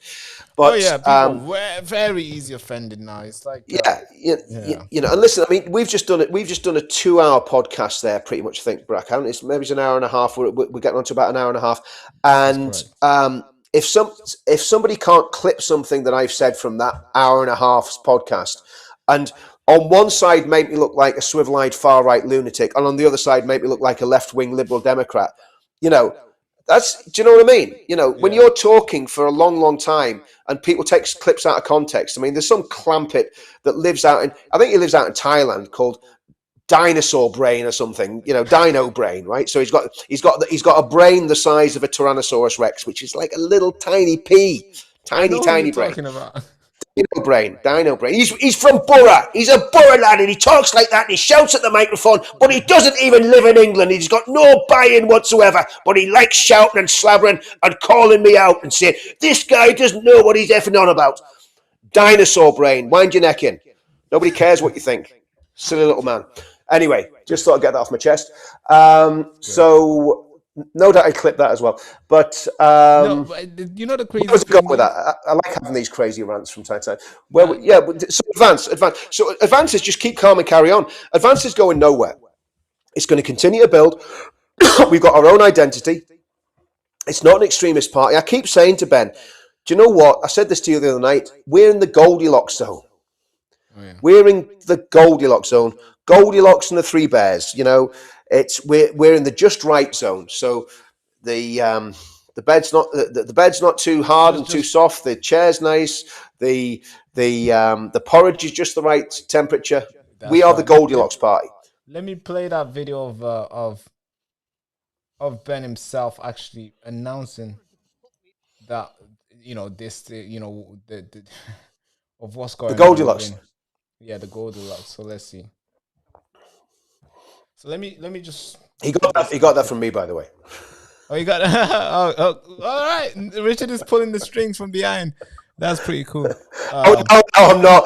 No, listen, Baraka, kill that rumor right now. I'm not pulling any strings, mate. Believe you me. It was just a comment I made on live stream. Okay, he's just observing. Okay. Are we slowing down? No, we're not. We are 100% moving forward as an independent political party.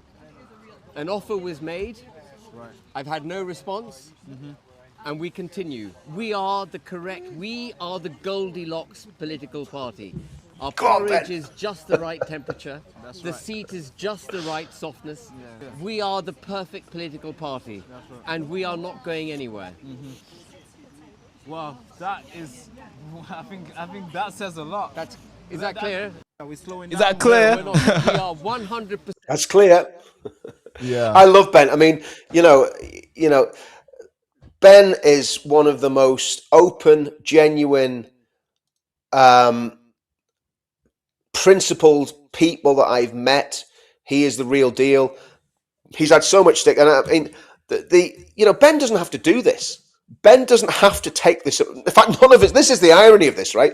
I could go away and make a hell of a lot of money and not have any of this hassle and have a very nice life. Thank you very much. I'm good at what I do. I could go and do all sorts of different things. But we're all called to this. Ben's called to this. Ben does not have to do this. He could be sitting on a Caribbean island, drinking a gin and tonic, getting in and out the pool, chilling out, taking it easy. He's a man of means. He is a very successful man. Do you think he has to go and stand in Gorton and Denton on a cold, wet February afternoon trying to get people to vote for Nick Buckley. For Nick Buckley? No, he doesn't. And by the way, if you're up in the Northwest and you're in that area, go and vote for Nick. Go and vote for Nick. Get Nick in as a member of Parliament, because we need good men in Parliament. But yeah, that's, it's crazy. How do you think he's being treated? Do you think people kind of stabbed him in the back, where, in a sense, where I see a lot of people who were speaking for Ben, who were very vocal for Ben, like so much loyalty for Ben. As soon as another party was launched, they started saying Ben is a weak man. Ben should just fold advance and join.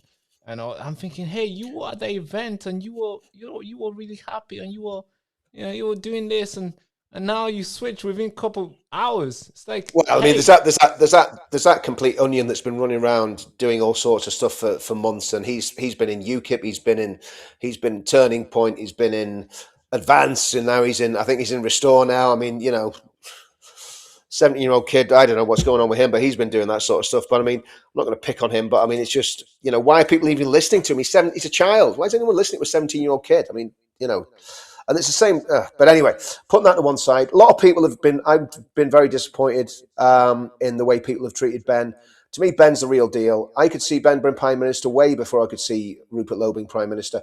No disrespect to Rupert, but there's something about Ben that people, if you've met him, if you've sat and spoke to him, he is so intelligent. I mean, you could have Ben on he might not be giving Churchillian speeches, but he can give a good speech, and he does them all. He never has notes. Ben always speaks straight from his heart to head and out of his mouth. That's the way Ben speaks, and he's brilliant at it, right? Ben's a highly intelligent man. He is certainly a man that I would follow into battle any day of the week, because he's one of us. I wouldn't follow a man that won't give me the time of day, or a group of men that won't give me the time of day, right? So not only did people insult Ben, they insult the whole of Advance UK. Why should Ben fold his party up? I want to explain what Ben did with Rupert Lowe. Ben went to Rupert Lowe about a month ago, and Ben said to Rupert, I've got Advance UK, you've got Restore Britain. You come in, bring all your people, you can lead the party, I'll stand down. The party's fully formed, it's fully registered, it's all ready to go. You want to lead it, you lead it. I'll be your deputy, or I'll not even be involved, whatever. He wasn't really that bothered. He said, look, you can lead the party. I don't know the full details of the conversation, but as far as I know, they went out to dinner, and I think he certainly made the offer publicly. So he said to Rupert, come on, let's do this together. That was a month ago, right? Then we had the conference. The conference was a roaring success. Now, this is what I heard. I don't know if it's apocryphal. I don't know if it's true or not, but I heard that a certain individual from Restore went to the conference. I met him there. He went to the conference, looked around, went back to Rupert and said, these people are getting traction. We need to start our party now. Now, that's what I was told. Whether it's true or not, I was told that. It's a rumor, but I can't confirm it. But that's what I was told. Okay, so that was certainly seemed to be in part of the decision-making process, right? And I was told that by a Restore insider. Okay, so or someone that is now a Restore insider. Anyway, put it that way. So that's what I was told, right? And then we've also got the situation that when Restore launched, Ben didn't panic. I went off the reservation. I went absolutely ballistic. I was calling them all sorts, right? Shouldn't have done it. It was, I shouldn't have lost my temper, right? But I was really angry because I felt it was a real betrayal of the country, right? To launch a new party that would definitely split what we were trying to do and take the wind out of our sails. And it was done deliberately. I've also been told that people in Restore want to destroy Advance UK. Okay, so there's information leaking out of Restore that is basically giving the game away of what they're trying to do. So where was I going with that? So on the Saturday after the Friday Restore launch, I spit my dummy out, go off the reservation, and upset a whole lot of people. Like everybody, I upset everybody that knows me. I mean, even my cat wasn't talking to me, but she's been dead for 10 years, so she doesn't normally talk to me anyway. But so nobody was talking to me. Nobody was talking to me because I spat the dummy out. But I think actually I was, despite my you were really mad. Despite my intemperate language, I think what I was saying was true, right? I think it's been borne out that what I said was true. But on Saturday, rather than Ben going on the warpath, right? And this is why I'm annoyed with so many people attacking Ben about his video last night. Rather than Ben going on the warpath, on the Saturday morning, Ben gets up and he says, "There you go, guys. Let's merge. Well done, Rupert, for starting the party. Glad to see you realise we need a political party now. Let's merge. Let's talk about it. Let's get terms done," right? Middle of the week, right? And Rupert doesn't respond personally to Ben, right? He responds on a tweet and says, "Ben, you and your people can join our party anytime you want." Now, Baraka, you know a bit about business. I know a little bit about business. A business merger, when you merge two businesses, it isn't just, "Oh, I tell you what, you were the CEO, but now what I want you to do is clean the toilets," right? Yeah. You just get in line. Yeah. You've gone from being the CEO of the business. This merger, what it means is that basically you're now going to be the janitor, right? Yeah. That's basically what Rupert was offering. Yeah. Let's just get it right. That's what he offered Ben. It was a total slap in the face, not just to Ben, but to every single person in Advance UK. When that happened, I thought, you know what? I maybe said it wrong, and I maybe shouldn't have been as insulting as I was about some of those people in Restore. But I think I read the room and knew exactly where they were going. They weren't interested in taking part.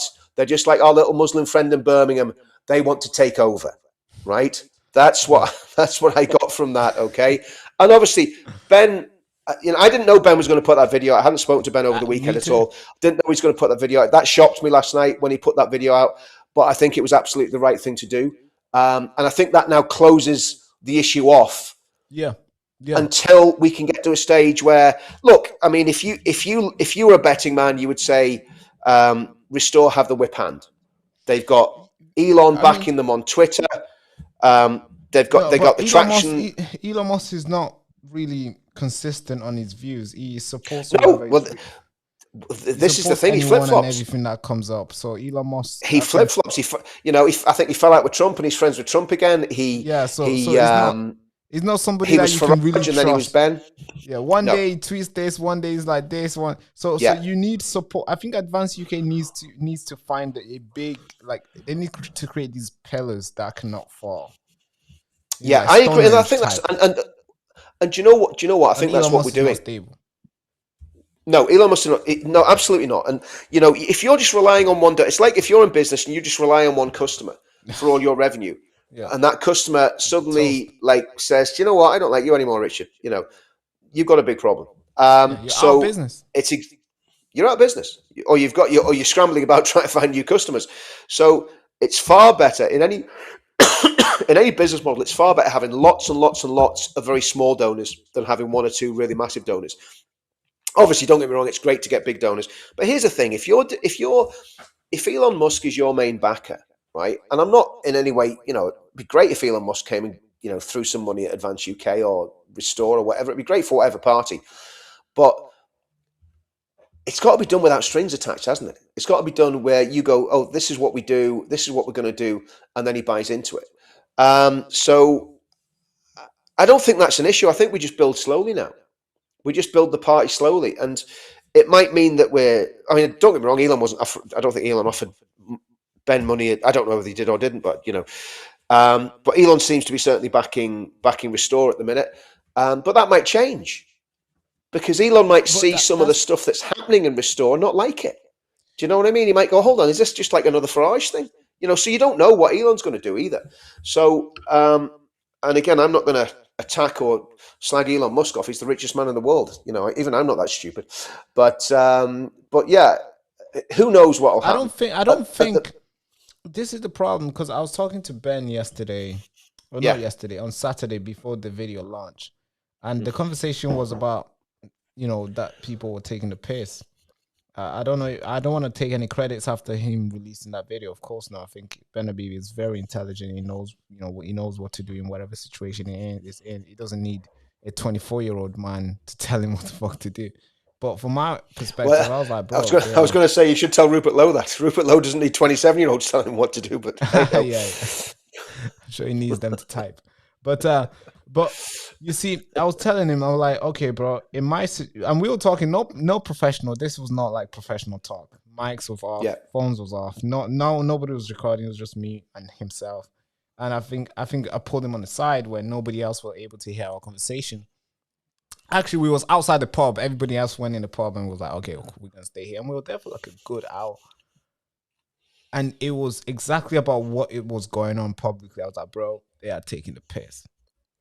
They are using your head and they're mopping it. They are just wiping the floor. And I was not expecting him to come out with this video a couple hours later, because I was like, whoa, did I trigger anything? But I don't want to take any credit, but I am extremely proud and happy that he actually brought that out, because what that does is that for somebody who's a commentator and somebody who's trying to make sense of these things and obviously report to other people, is that it sets the path. Now it puts Rupert Law on the stage where he has to respond. He has to respond publicly, and he has to tell the people what is going on. What's going to happen, Rupert? Are we going to go this way? Are we going to go this way? Or no merger at all? And it can be very blurry line, like, oh yeah, we're going to plot our own floral. No. What's happening? Because people want clarity, and there's been a lot of blurry lines, and people are saying this. You got 28-year-old guys are saying this, 24, 21-year-old guys having all these opinions. People don't know. We want to hear from both of you guys. And since you're not picking up his phone, now you got to say it out loud. You got to say it to us, what's going on. And I think for somebody who wants to report and make sense to other people around the world, it's like, yeah, this video makes sense, because now total clarity. And for the people who are standing on a fence with Advance thinking, hey, should I cancel my membership? Because you have to know, like, signing up for 2 membership is like, it's so expensive. Especially if they're doing the same thing. It's so expensive. So now Rupert has to come out and say, hey, I'm going forward, no merger. Then people can decide, and they can't be hoping for these 2 parties to come so they can have 1 membership. Now they're going to have to choose. I'm going to cancel this one. I'm going to join this one. Or I'm going to keep this one, and I'm not going to pay attention to this. And I think this sets them in a different direction and sets them apart. And that is beautiful. I think so. And look, the truth is that I think that's actually a healthy thing, that the 2 entities grow separately. Because let's say Restore hadn't formed, right? And Advance started growing, and then it turned out that something in the structure of Advance was wrong and something in the policy was wrong. I'm just using this hypothetically. Obviously it isn't. I think it's pretty much perfectly formed. I was going to say company perfectly formed party. But let's say everything falls apart, Ben decides to retire, and then we get a leader in that's an absolute clampet, right? It's going to cause massive problems, right? If that happened. I don't think it's going to happen, but if it did happen, it caused massive problems. Now, because Restore is there, okay?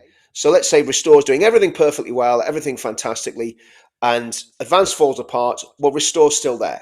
Does that make sense? Yeah? Yeah. Still there, Baraka? Can you hear me? Yeah, I can still hear you. I can hear you. Yeah. So let's say have a different. Go on. Finish. No, let's say Restore falls apart. Let's say the ethnonat thing, they don't deal with it. These young Turks the media will kill them. Seem to be running. Yeah, well, I think the media is going to slaughter them. I honestly do, unless they deal with it. I think they've got to deal with it really fast. If they want to have a chance of survival, that sounds crazy. They've got loads of members. If they want to have a chance of surviving, they've got to deal with that, because sooner or later people will go, hold on a minute, we can't have racists abusing people who are patriots because of the colour of their skin. We can't have that in our movement. Sooner or later, everybody will wake up to that, and they'll be going crazy about it. And the problem is Restore are not dealing with it. That's the problem. They have not come out and said, we condemn all of these racist comments. We don't want anything to do with them, right? And Pete North was making very good points about that on Twitter today. Now, I'm not attacking Restore, right? Because I think it's healthy having 2 parties growing simultaneously but separately.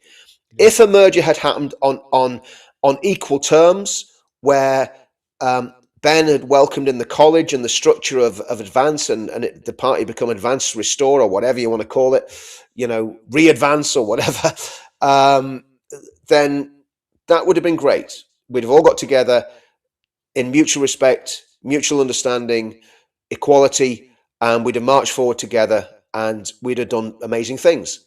That's not happening. And it was quite obvious very early on that wasn't going to happen anyway. Yeah. To be honest with you, it was quite obvious that wasn't going to happen when Rupert did not accept the very kind offer that Ben made of letting him lead Advance UK. Once he refused that, or didn't refuse that, just didn't respond, which is what he's done this time. Once he didn't respond to that, it was quite obvious he was going to set up something on his own. And once he set up something on his own, I would have been absolutely gobsmacked if they'd have gone for the merger. Right? To me, it was patently obvious that they did not want to take part; they wanted to take over. So, that's said it out there that they want to have a Caesar style. They want to be like a Julius Caesar. This is another thing. This is. Do you know what? I didn't want to get into this because I don't want to go down all that road.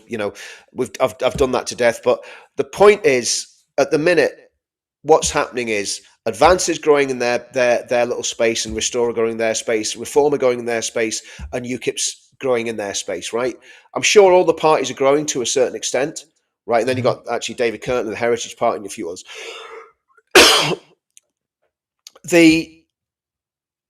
Come the election in 3 years' time, everyone will know exactly where those parties stand.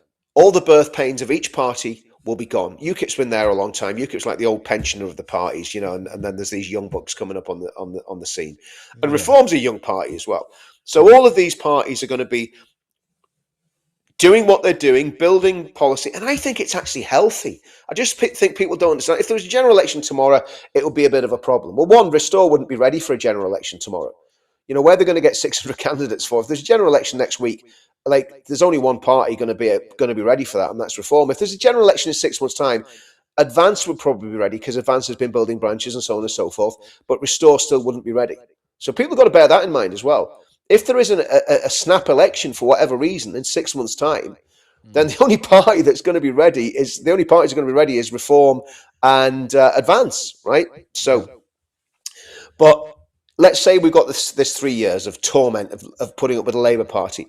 Well, in 3 years' time, every party will be fully formed and fully focused and they're either going to be winning or losing. They're either going to be gaining members or not gaining members.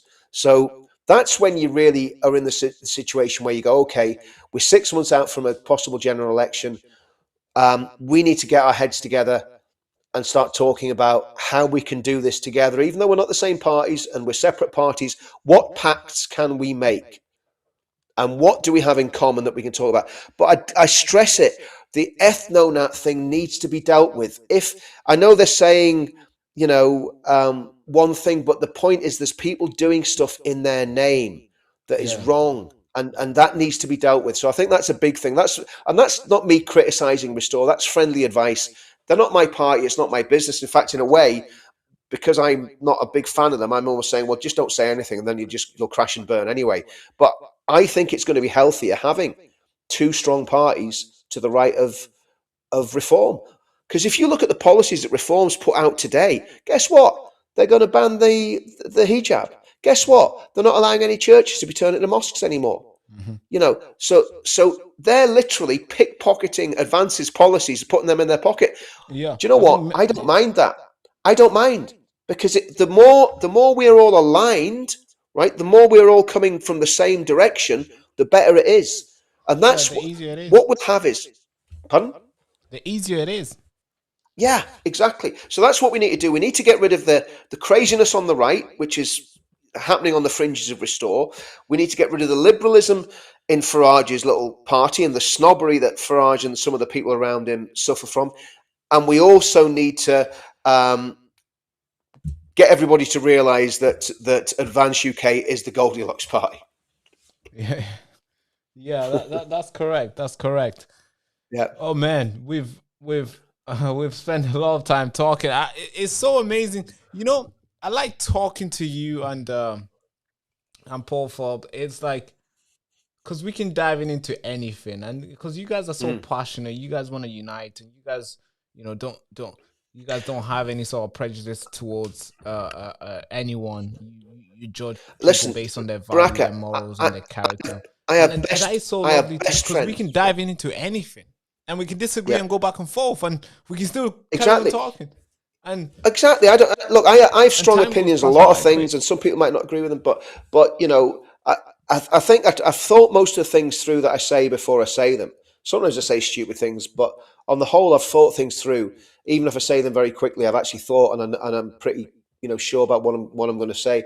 But when it comes to restore, advance, reform, and I'll mention UKIP, I would love to see them all come together in some sort of pact.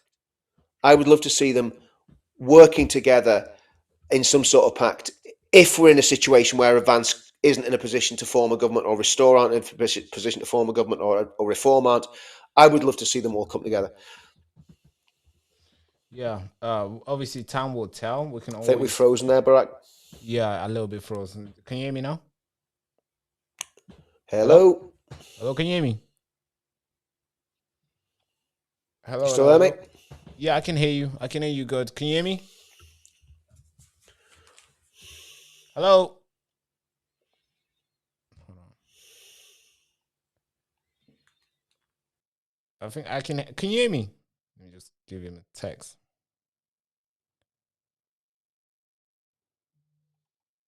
It's going to join again. Folks. All right, there he is. It's here. Hello, Richard, can you hear me? Yeah, did you lose me? Because I was being really conciliatory and I think we lost each other. What I was saying, Brett, was I would love to see a coming together of all the parties on the right, but it has to be right. In other words, there has to be no, sort of I've got the biggest party situation going on. All that has to be dealt with. All that has to be put to bed, and we have to be in a situation where we do come with equity. So we're all coming as equal partners, and because I would imagine it, I think advance is going to grow steadily. I think advance is going to grow. For sure. I think Restore is going to grow explosively, but they need to deal with their problems. And I think reform are going to tack to the right. I think they're going to tack considerably to the right. So we may end up in a situation where we're almost aligned on policy. And once you get to that situation, then that's a good position to be in, because then you can start saying, okay, well, there's no issue with that, no issue with ethnonats in Restore anymore. That's good. There's no issue with the softly approach to radical Islam in Reform. That's good. And advance has always been in the Goldilocks zone anyway. That's why I'm in the party. So great for everybody to coalesce and come together in some way and fight this next election on equal terms, but together as independent parties, I believe, but working together. I think that needs to really be worked out. The winner takes it all scenario, I don't think it's going to work. We're not a presidential country, but it's not like with the United States of America where you end up just whittling it down to two presidential candidates slugging it out. And it costs a lot of money. It costs a massive amount of money. Yeah. So uniting would make sense. So what I want to do is leave people with hope, Baraka, because, we've looked at a lot of stuff tonight. We've looked at a lot of scary stuff, and we've got to be honest about what's going on. Yeah, but totally. There's a lot of positives. There's a lot of positives in Restore, without a shadow of a doubt. There's a lot of energy there. There's a lot of passion there, right? Again, my opinion, Advance is the way to go. Advance is the most perfectly formed party for all sorts of different reasons: policy, ideology, mission statement, the college, Ben, David. To me, like, I'm going, why even have Restore? It's but it's there, and we've got to work with what's in front of us. Same with Reform. But I've got friends in all of them, so I'm not going to fall out with anyone over what party they follow. All I want to do is save the country, but I will not stand with people who are racists and bigots and filled with hatred. I won't do it. Right. So yeah. Just before we let you go here, I think this is probably going to be one of the most important questions for people to take away, especially if you're watching this from Manchester. As you already know, we've just been speaking about Restore Britain and many of our parties like Reform and Labour and the Green. Now, a lot of young people have made the jump because, of course, the nationalism rhetoric in Restore has, of course, appealed to them, and they've made that jump. Now, for the young people in Manchester who are looking at Advance and who are looking at Nick Botley and they're thinking, what would you say to them to convince them that actually Advance UK is actually, something for them, that is going to represent them and is going to unite the kingdom and is going to get exactly what they are frustrated about. First of all, Restore isn't in the race in Gorton and Denton. It's the only option you've got if you want a right-wing working class candidate who loves this country, loves the area, and lives in the area, and knows the area, and knows the people of the area, and actually did loads of charity work in the area. The only person you can vote for, forget about the Greens, forget about the Tories, forget about what they call them, Reform. The only person you can vote for is Nick Buckley. If you look at Nick's manifesto and all that he's going to do an independent grooming inquiry.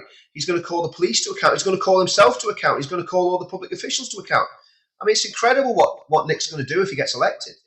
And he's going to give a percentage of his wages as an MP, right? He's going to give a percentage of that money to set up a charity dealing with knife crime. Incredible. Absolutely incredible policies, local policies for local people. So, yeah, vote Nick Buckley. Yeah, perfect. Now, just before I let you go, there's people who wants to call in. We usually do a call in. Do we have a minute, or we should just end it? Yeah, why not? Why not? Listen, in for a penny, in for a pound. Say it again. In for a penny, in for a pound.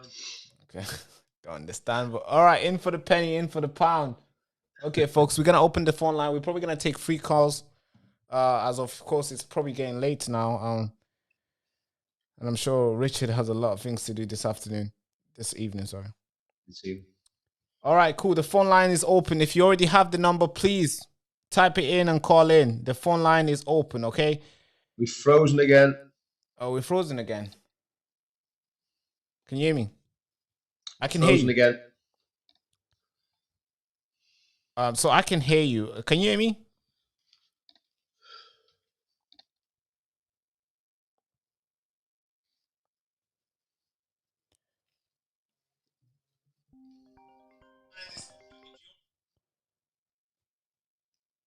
Nick.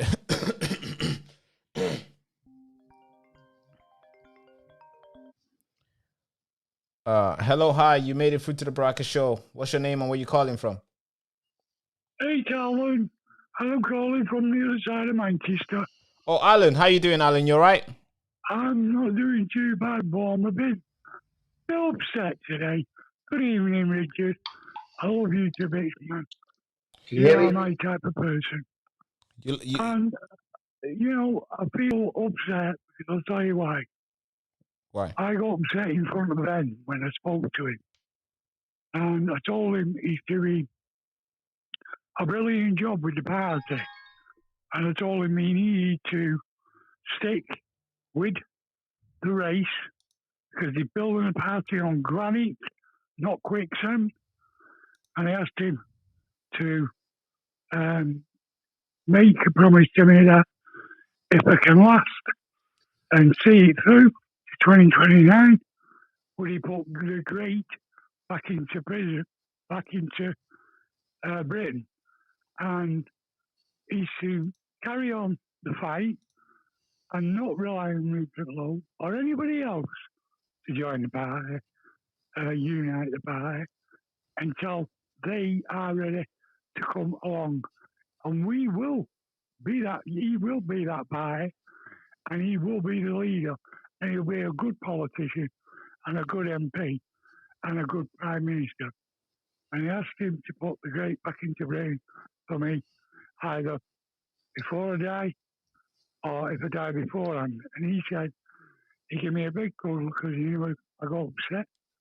And he said, you make sure you stay alive and I will do what you want me to do. And I found him, he's a wonderful man. He didn't have to come over to me and speak to it, but he took the time out before he did his speech. And you were a courageous young lad because you took time out whilst eating your lunch, even though it was late at lunch. And I think you do a wonderful job. And I'll say something to you now, young man. You and Richard and Paul and quite a few other people I watch are my outside world. Because you know what I'm like, and you know that I'm poorly, but you are my outside world. And I tune in all the time to you, every night when you're on. Because I get me notifications straight away. Richard, thank you for doing your morning show, because I think it's brilliant. And I love your evening show where it's prayer time. I love that. Bless I love what you bring. bless you, Alan. Bless you, Alan. Do you know what? We need to pray for you more, brother. We need to pray for you more as well, because look, you know, you have been a linchpin of what we all do. You know, because you're absolutely solid in your support. You've never wavered, and you know, if we had 5 million people, 5 million Allens, in the country, we win. It's as simple as that. Yeah, correct. Well, I think to be honest with you, I think Ben needs you more now than ever because of the racism. I'm with Ben all the way. You know, at the end of the day, I think what I'm trying to do, Alan, right? There's been a lot of division. I've caused some of it. I'll admit that. I was very hot on the rhetoric. Yeah, I can't hear him, Brack. Yeah. I can't hear him. Can you hear me? Yeah, I can hear you now. Yeah. No, I was just saying, Alan, I think what we need to do is find a way of fostering unity and bringing people together. The parties are not going to come together, that's obvious, but we need to bring people. If we bring people together from the different parties and get rid of some of this absolute hatred that seems to have sprung up in the last couple of weeks, it's terrible what's happened. And I know where well, I don't want to start getting into the blame game, but I know what I think happened, right? But we've got to get away from division among ourselves. You know, parties will disagree on policy, parties will disagree on all sorts of things. I'm not going to stand, and I've said it before, with ethnonats, I never will. They know that, they know me, they know what I believe. But we're in the sweet spot, Alan. We're in as Ben said, the Goldilocks zone, right? And that's where we've got to stay as Advance UK. And if we stay there, I think we're absolutely right in what we're doing. Our policies are right. The spirit in which we do it's right. And I think if we keep doing that, Alan, we'll win. And again, mate, you hang in there, because I want you to see a right-wing Prime Minister, whether it's Ben Habib or Tommy Robinson, whoever. We want to see a right-wing Prime Minister walking into that number 10 I'm a little tiny bit disappointed in Tommy because of the way he's been promoting Rupert Lowe, and he's not going to go down the right path. And it's like I said to Barak today, Barak's going to do me a big favour and deliver his presents that I tried to get to him in Woodhill, right? Yeah. That was over last year. Sarah's already got his kids' presents, and she's going to give them to Tommy personally, right? Yeah. I had a beautiful day on Saturday, and I had a fantastic day with Barak, Sarah, and the Beeb, and everybody who was there who was coming over, who said, I've seen you on Richard, I've seen you speak with Richard, and I've seen you on Paul Thorpe's show many a time, that you're a very courageous man. And I've tried to stay positive the best way I can to fight what I'm going through. And staying positive helps me, and people like Barak and Bejon Bougie, who we spoke to yesterday, a lovely young girl. You've got to rise above this racism. Now, I agree. Where this racism word, I'll tell you where this racism word come from, because I study my Bible every day. I speak with God every day, all day long, because I live on my own. So I'm speaking with Jesus. And this racism word, it actually came from, you can research this in the Black Laws Dictionary, because I've got the Black Laws Dictionaries. Race actually came out of Bible, because it was where the Babylon was formed to split people up in different languages. The Tower of Babel, that's right. Yeah, in different cultures, So the word race that God used in the prophecies, which is in the Bible. It was race, not racism. Race to describe the people of the earth as they deform their own cultures, which is beautiful cultures around the world, because I've been around the world. And so I know what I see and what I believe in. I've lived in Ireland for 3 years. What a beautiful country it is to live in. The people was beautiful to me. Out of being there for 3 years, I only come across one nasty person where I lived in a place called Rackduff, which is just round the corner where the Blarney Stone is, Richard. Yep. And to be honest with you, the rest of the people, I loved them. I promised them that I would go back. But when I ended up in this wheelchair 20 years ago, it made it impossible for me to do the things. And the last 18 months I've been fighting the cancer, And he's just he's hard work. But I've got. It is, do you know what, Alan? You've been an inspiration. You've been an inspiration to many of us on the channels, and I mean that sincerely. People know what you're struggling with, they know what you've gone through, and you've been inspiration. I watched Paul this morning with his video, and I was a bit upset because of Paul said, he's a bit inflated because of the racism he's getting over his show and things like that. The thing is, Alan, if you don't let me saying, the issue with the racism, it's always been a red line for all of us. We've always said if there's racism, genuine racism in the movement, then we would leave the movement. If there's political parties that are based on racism or on race, we would leave the movement. And that is my fear. And I'm being very careful what I say, because I don't want to start a whole lot of infighting again. But I am extremely concerned about what's going on the fringes of Restore. And again, my advice to the leadership of Restore is deal with the racism now. Get them out. I totally agree with you, because I told Barack yesterday a story about myself. I was 17. I had a black friend and a Pakistani friend who we all grew up together. We all went to Central High School for boys. I grew up with Nick. I knew Nick then, and I know him now, but he didn't recognise me. So I told him about the school where we went. And we all grew up together, and we got caught up at Bellevue in the National Front, racism, and we was on the good side, and they attacked us and broke our ribs and broke our noses and made a mess of us, because I was all part of them. They was part of me. We grew up together, and that's the way we are. And I'm not got a racist bone in my body. And to me, these people don't understand what these ethno-nats are trying to do, and they don't. Exactly. If you see it, and you be on the end of the National Front, and you be on the end of ethno-nats, I'm telling you now, you are in bleeding trouble. Big trouble. I agree. And look, I mean, it's like I say, it's something. It's a red line for me. It's a red line for me, and it needs to be sorted. And I'm not going to mention it again after tonight, because we've got to leave them to sort their own party out. But somebody needs to get a grip and get that house in order. And I have a horrible feeling. Because of what they believe.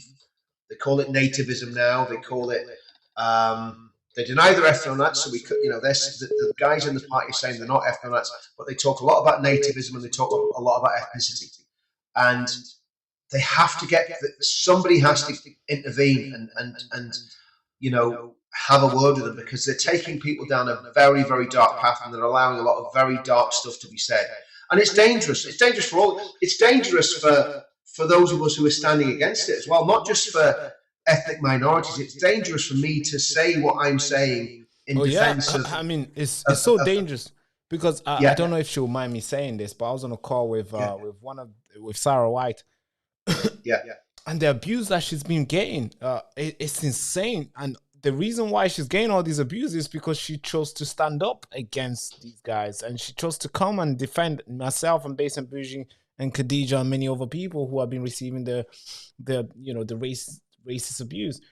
Now she's being threatened all these words, and as a woman, as a mother, it's not fair on her as well. And same thing with you, Richard. You've been receiving a lot of, man.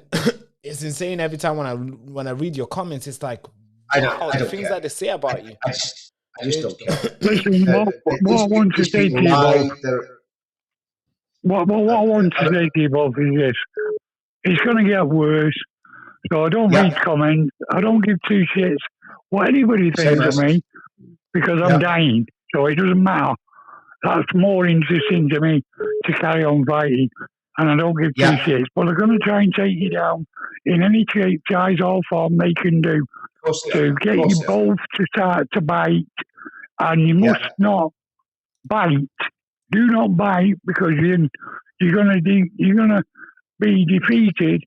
In like what they've done to Katie Hopkins, like what they've done to, and I told Ben this sister Saturday when I met him, I said, it's time to take the gloves off, young man.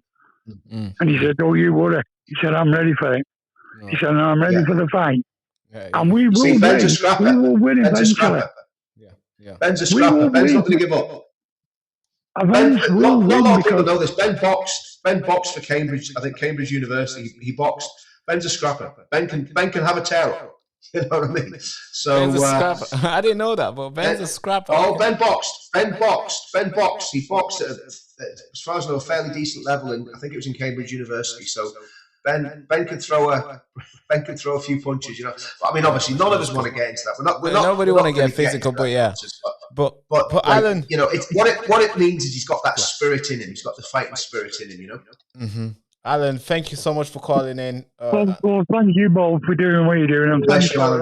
God bless you, brother. And keep your eyes on Jesus. Keep your eyes on Jesus, brother. Yeah. Well, I'm here all day with him, every day. Brilliant. That's right. He's with you. And that's the way you've got to be. You've got to stand by what you believe in, and I do. I might not say it in courageous ways, because I'm a bit of a loose cannon with words, because I was brought up with morals and discipline. I was brought up with 8 kids when we had nothing in the 60s and early 70s. And, my mother was a fairground fighter.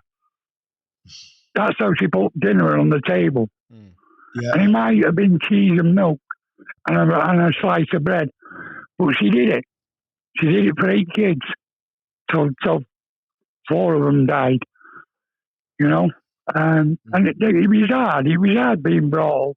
I was running around in the cold, freezing cold, -6 temperatures, in short trousers. I went to school in clogs. I went to school in short trousers. And they were all hand-me-downs, everything. Because that's where we had to live. I used to bath in a tin bath. And because I was the youngest, I was last in getting in that bath. Simple as that. But we live that way. These kids have got it on a silver platter. Yeah, well, Alan, you're an inspiration, brother. You're an inspiration, brother. So God bless you, man. And listen, just keep on. God bless you, Richard. I love you, man. God bless you, brother. And I do love you. And I pray for you, and I pray for Brack. Thank you so much. Yeah. I'm going to let somebody else come in now anyway. Cheers. Okay, God bless you. It's been lovely talking to you both again. All right, yeah. God bless you, Alan. Keep fighting, man. Thank you very much, and God bless you both. Bye-bye. And keep the good work up, the pair of you. All right, cheers, Alan. Thank you so much, Alan. Bye-bye. Alan is I met him the first time. What a guy, he's man. The real deal. The stories that he told me about his life and how he grew up, it's like sick, bro, sick. And he's fighting a tough fight. He's fighting a tough fight. All right, last call, and we're going to end this.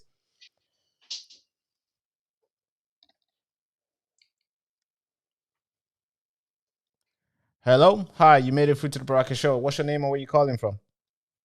Hey, Baraka, it's me, Raul, from yesterday. How you doing? Raul, how you doing, sir? You all right? Yeah, not bad, not bad. Yeah, talk to me. I'm here with Richard. I know, I can see you two live and clear. Good evening, Richard. Hey, Raul, how are you? Not bad, not bad. Good. Yeah, so first off, I saw you at the 7th of February event, Richard. You were cracking me up when you were popping up and down with your little camera. Every time you were, there was an applause. It was. I said to Ben, I said it was like a meeting of the Chinese Communist Party. There was more. There was more standing ovation than Xi Jinping gets. You know what I mean? It was just, and the difference was we weren't being dragged off and executed if we didn't stand up and clap. You know what I mean? So it was proper. It was really good, wasn't it? I think you should start your own advance pin-up calendar as well, because my partner's like, I love Richard. I goes, in what way? She goes, not like that. Just that he's so passionate. And I tell you what, Rowley, you were swallowing my head there, mate. You know what I mean? I was thinking I had a fan. You know, no, I think a pin-up of me would scare a lot of people. So yeah, we're not going to go down that road, brother. No, that's great. So I just want to talk about pretty much the two aspects: advance and restore slightly, because this is a comical aspect of restore. What makes me laugh about restore is that they talk about, you know, the ethnicity part, and I'm a great lover of history like yourself guys, and what really made this country into a beautiful, harmonious place and spread across the world was Christianity. Now, I'm a Sikh man and my partner's Sikh, but we're very patriotic. We love this nation. We'll die for this nation. This is all what we know. My granddad was part of the British Army. That's how he came here. The British Raj and so on, etc. So yeah. And what makes me laugh is they talk about ethnicity. They wave the English flag and the British flag, which has the cross in it. Right. But let's ask them where that cross comes from. It comes from Middle East. Where in Middle East? In today's Israel. Where in today's Israel? You could go Nazareth and Jerusalem. And who carried it? Jesus. So that, by the logic of ethno-nats, they must hate Jesus then. Because he's a foreigner. Oh, you know, I was a Jew. Let's get it. They weren't just a foreigner. Well, listen, these guys hate the Jews as well. So Jesus was Jewish. Yeah. So all these people that call themselves Christians that hate Jews, well, they're going, hold on, you know, Jesus was Jewish. Jesus said salvation is of the Jews. In Romans 9, 10, and 11 in the Bible, it talks about all Israel getting saved at the end of time. So, like the Old and New Testament are Jewish books. I think one writer of the New Testament, Luke, I think Luke's gospel was written. I think Luke was a Gentile. I think all the other writers of the entire Bible were Jewish, right? So yeah, I mean, it honestly, Raoul, it's madness. It's driving me crazy. I mean, look, I'll be honest with you. You know, everyone knows where I stand. I have a massive problem with radical Islam. I would get rid of a lot of them and deport all the crazy Muslims that are causing problems, the ones that want to take over and instill Sharia law. But apart from that, that's where the problem's coming from. It's not coming from the Sikhs. It's not coming from the Hindus. It's certainly not coming from the Jews. It's not coming from the Nepalese Gurkhas. It's not coming from people from the West Indies. It's coming from that one religion that's caused all the problems. Now, and nobody can persuade me of any different, Raoul, you know. So it's not about ethnicity, it's about ideology and what you believe. And like you say, and again, one of my good friends in the movement, Amit Singh, is you know, he's been doing stuff with Tommy for years.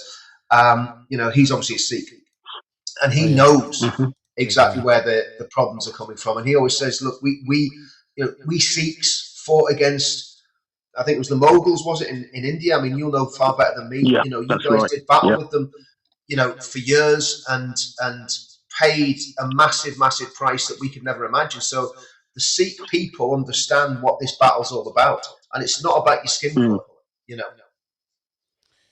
No, it isn't. Can I just say this is also, Richard, these ethno-nats also talk about, well, why can't we have our own nation for our own people? And no one's saying that you can't do that. No, because the English must remain the majority. It's just that way they go about and saying we want to get rid of everyone else is a wrong execution. But this is where they're comical again, because they say, well, the Jews can have their ethno-state. I've been to Israel twice, Richard, and Baraka. I've got to say, first I'll go there. It's a beautiful place. What they've done with Jerusalem, what they've done with places like Tel Aviv, it's gorgeous. But guess what? They're not ethno-state. they've got Jews living there from Iraq, Morocco, Egypt, Europe. These ethnonats live in some really bizarre world. But look, you know about this, definitely, Richard. The ethnonats and the jihadis, like the Five Pillars, they have an obsession on hating Jews. It's a weird relationship, but it's not weird. It's crazy. Historic. It's communism and it's jihadism coming together. Yeah. And again, remember the Nazis were National Socialists. You know, they were socialists. The Nazis were socialists, but they were nationalists and socialists, and that's a very, very dangerous mix. I mean, you know, I could go off and talk about Sinn Féin and the IRA being national socialists as well, but I don't want to go down that road tonight. That's definitely. That's another 3-hour podcast. You don't want to get in trouble now. You could. Yeah. We'll not drop that bomb tonight. You know, we'll leave that one. But I appreciate what you're saying. And you're right, mate. You're right. You're 100% right. I mean, what do you think we do? Because I mean, obviously, my concern is with Restore that there is there's an ethnonat thread, and it's a very subtle thing, Raoul, because a lot of people in their circles are talking about this idea of nativism. I don't see what the difference is between nativism and ethno-nationalism. Can you help me with that? Is there a difference? I don't understand it. Do you? No. I don't know where they come from. But can I just touch on Advance, please? Because I'm an Advance member, so is my partner, and we know what Ben Habib's doing. We got into it massively because we started following you, Richard, because I just love your passion. I love your desire. I love what Paul does as well, and same as you, Baraka, because you're authentic and you're genuine, and that's all I just want from people. Like, if you hate me, say it to my face. You know what? I'll shake your hand and I'll have more respect for you. Mm-hmm. So this is what I love about you guys. It's just like you're so authentic, you're raw, you're real, and people gravitate towards that spiritual energy that you give off, you know, in that way. But what I would say about Advances, forget about Restore. They're not even being accepted by the Electoral Commission. You never know. They might say, no, sorry, we're not accepting it because you're too hardcore. They can do that. Yeah. I would say to Advance, stay focused. You know where the prize is. Don't take it too slow, but don't take it too fast. People are still getting used to you. View yourself as a product coming to the market. Advertise, but in the back, do your thing. Grind away. They do need to get a lot better on social media. I've got to say that, on all platforms, because you want to get the young involved, you want to get others involved, and so on. But I would just say, guys, why do you think the media haven't attacked Vance? It's not because they don't know us. They do know us. They know who we are, yeah? But why haven't they? Because we're bulletproof. We ain't nut jobs. We want to make the country better with patriotic people from all backgrounds who love this nation. You know, that's why they can't touch us. That's the ethos, right? That's the ethos. That's the ethos, brother. I mean, we you know, at that event in the Emmanuel Centre, it was every tribe and tongue and nation. It was people from all different backgrounds that loved the UK, that were passionate about the UK. There's a lady, I'm not going to say her name. She's a black lady. She's an army veteran. If she's watching this, she'll know who she is and what I'm talking about. And she served our country, right, as a soldier, right? You know who I'm talking about? Yeah. She served our country as a soldier. She is passionate about the country, passionate about saving the country. You know, she's a Christian.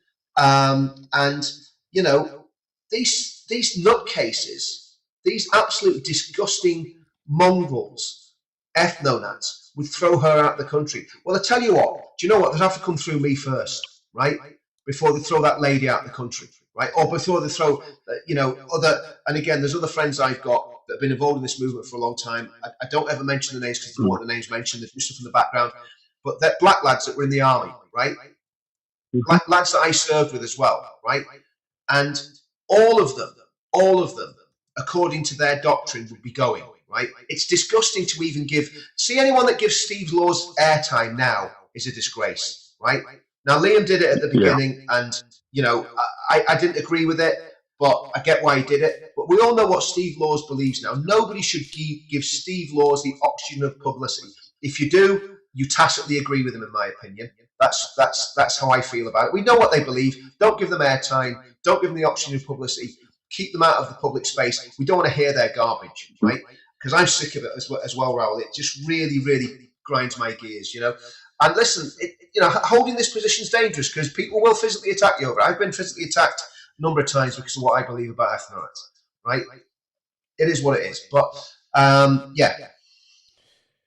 Man. Yeah, no, that's a very good point. And this is why people keep on saying, I think Basin Bougie said it yesterday, Baraka. She goes, I don't know why you lot are confused for being confused, because we all know why you're getting labelled this. Because when you go on to certain podcasts, listen, I'll say it, there's Lotus Eaters and Steve Law's on there, and they're laughing, joking with him, and they're having a laugh. That is a normalisation.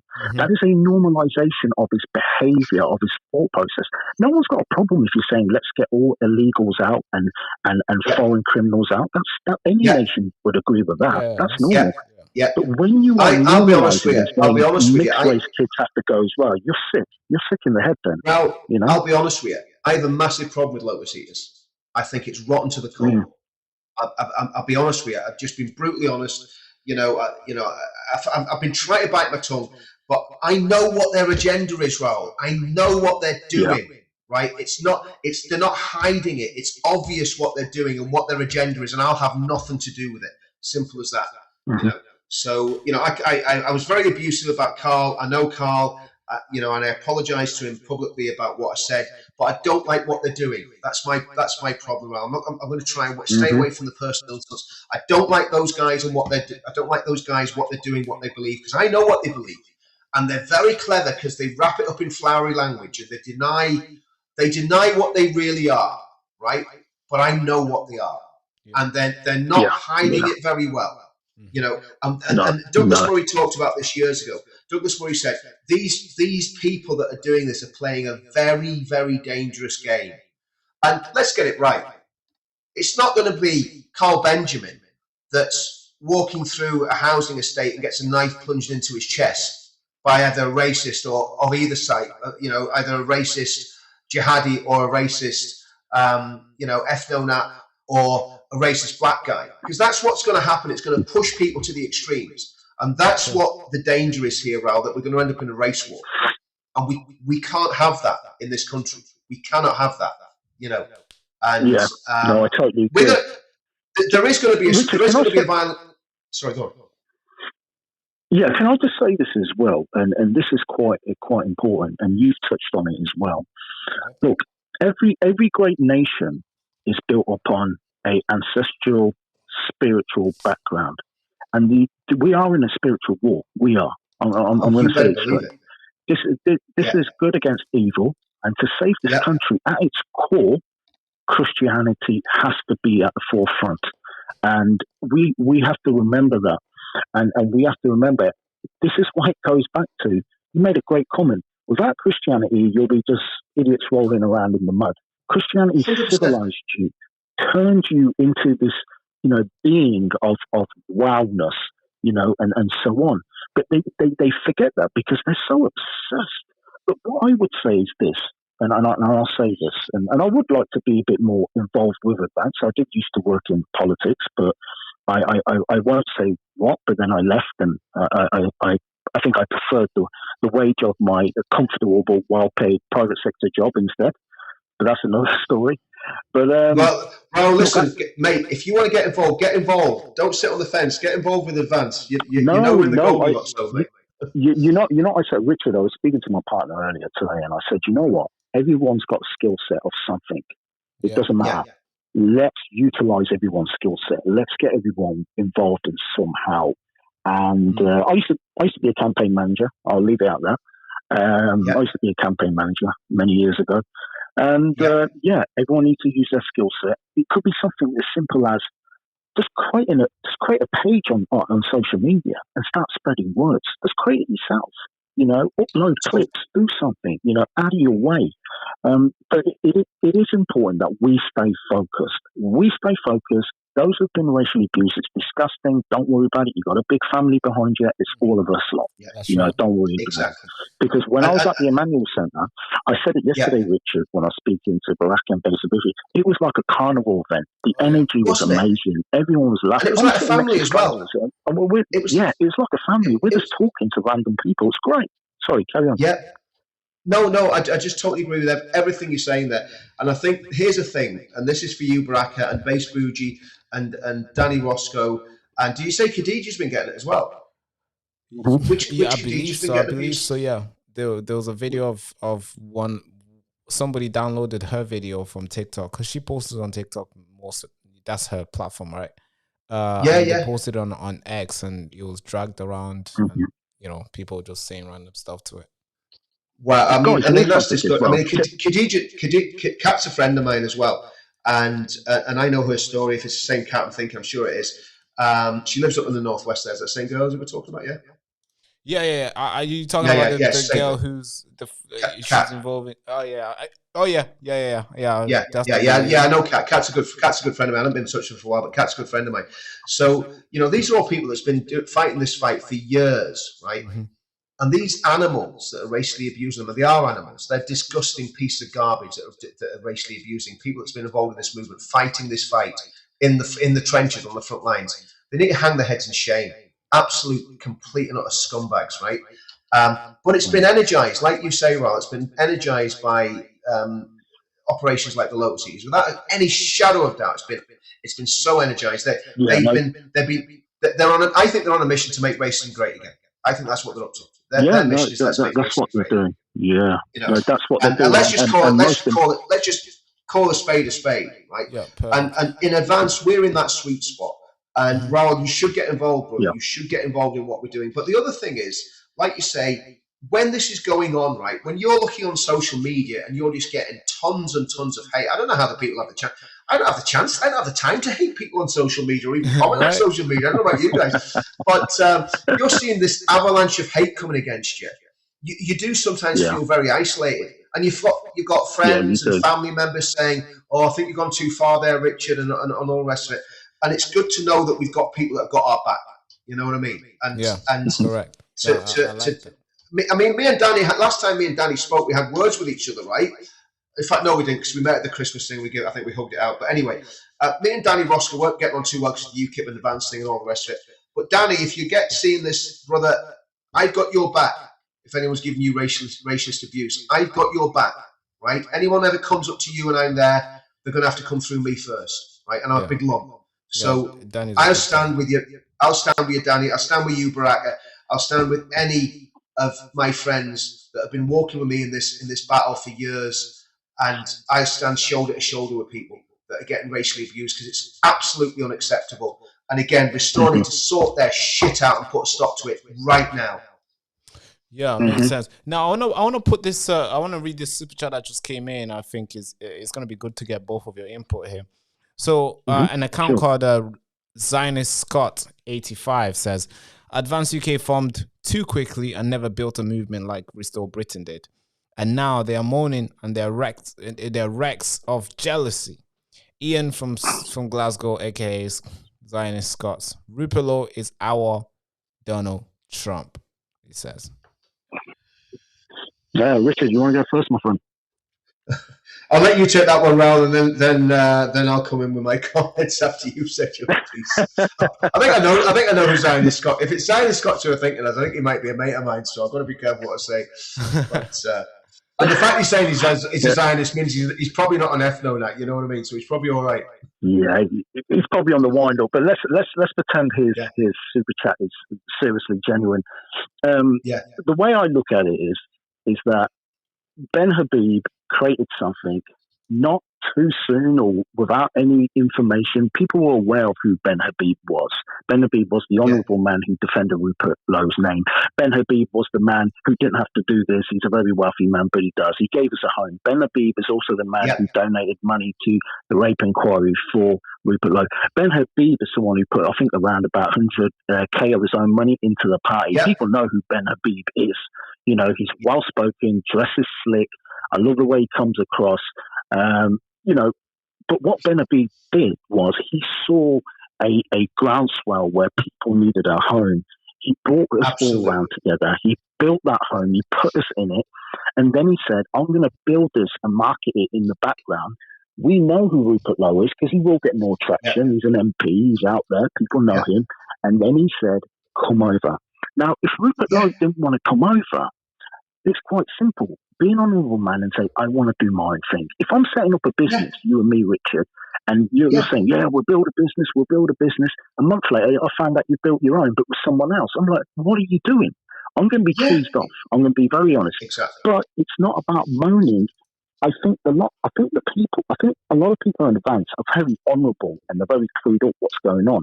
I'm not saying Restore don't, but there's people in Restore don't understand there's two things. It's called honour and being principled. That's right. Understand them two things in life and you'll get somewhere far. You know, if someone's defended my name, that means a lot to me. I'm with them all the way. Correct. You know, I'm all the way. But I must admit, I'm very disappointed with the people that... I'm disappointed with people that jumped. I'm disappointed with everyone that's jumped and left Advance in the lurch. I'm not going to lie about that because I think Ben deserves more than that. But it's not about Ben. I mean, I just think they're jumping at something they don't know what they're getting into. I genuinely think they don't know what they're getting into. Do you know what I mean? And that's the point Ben made in his video yesterday. Nobody knows what it's all about. You know. So, but again, I'm trying. Do you know what I'm doing, Raoul? I'm trying my best not to get down. It's difficult, isn't it? It's difficult because you know what? It's difficult, Richard, because it takes you down that path every time because it's staring you in the face. That's why it's difficult because it's taking you there. Why?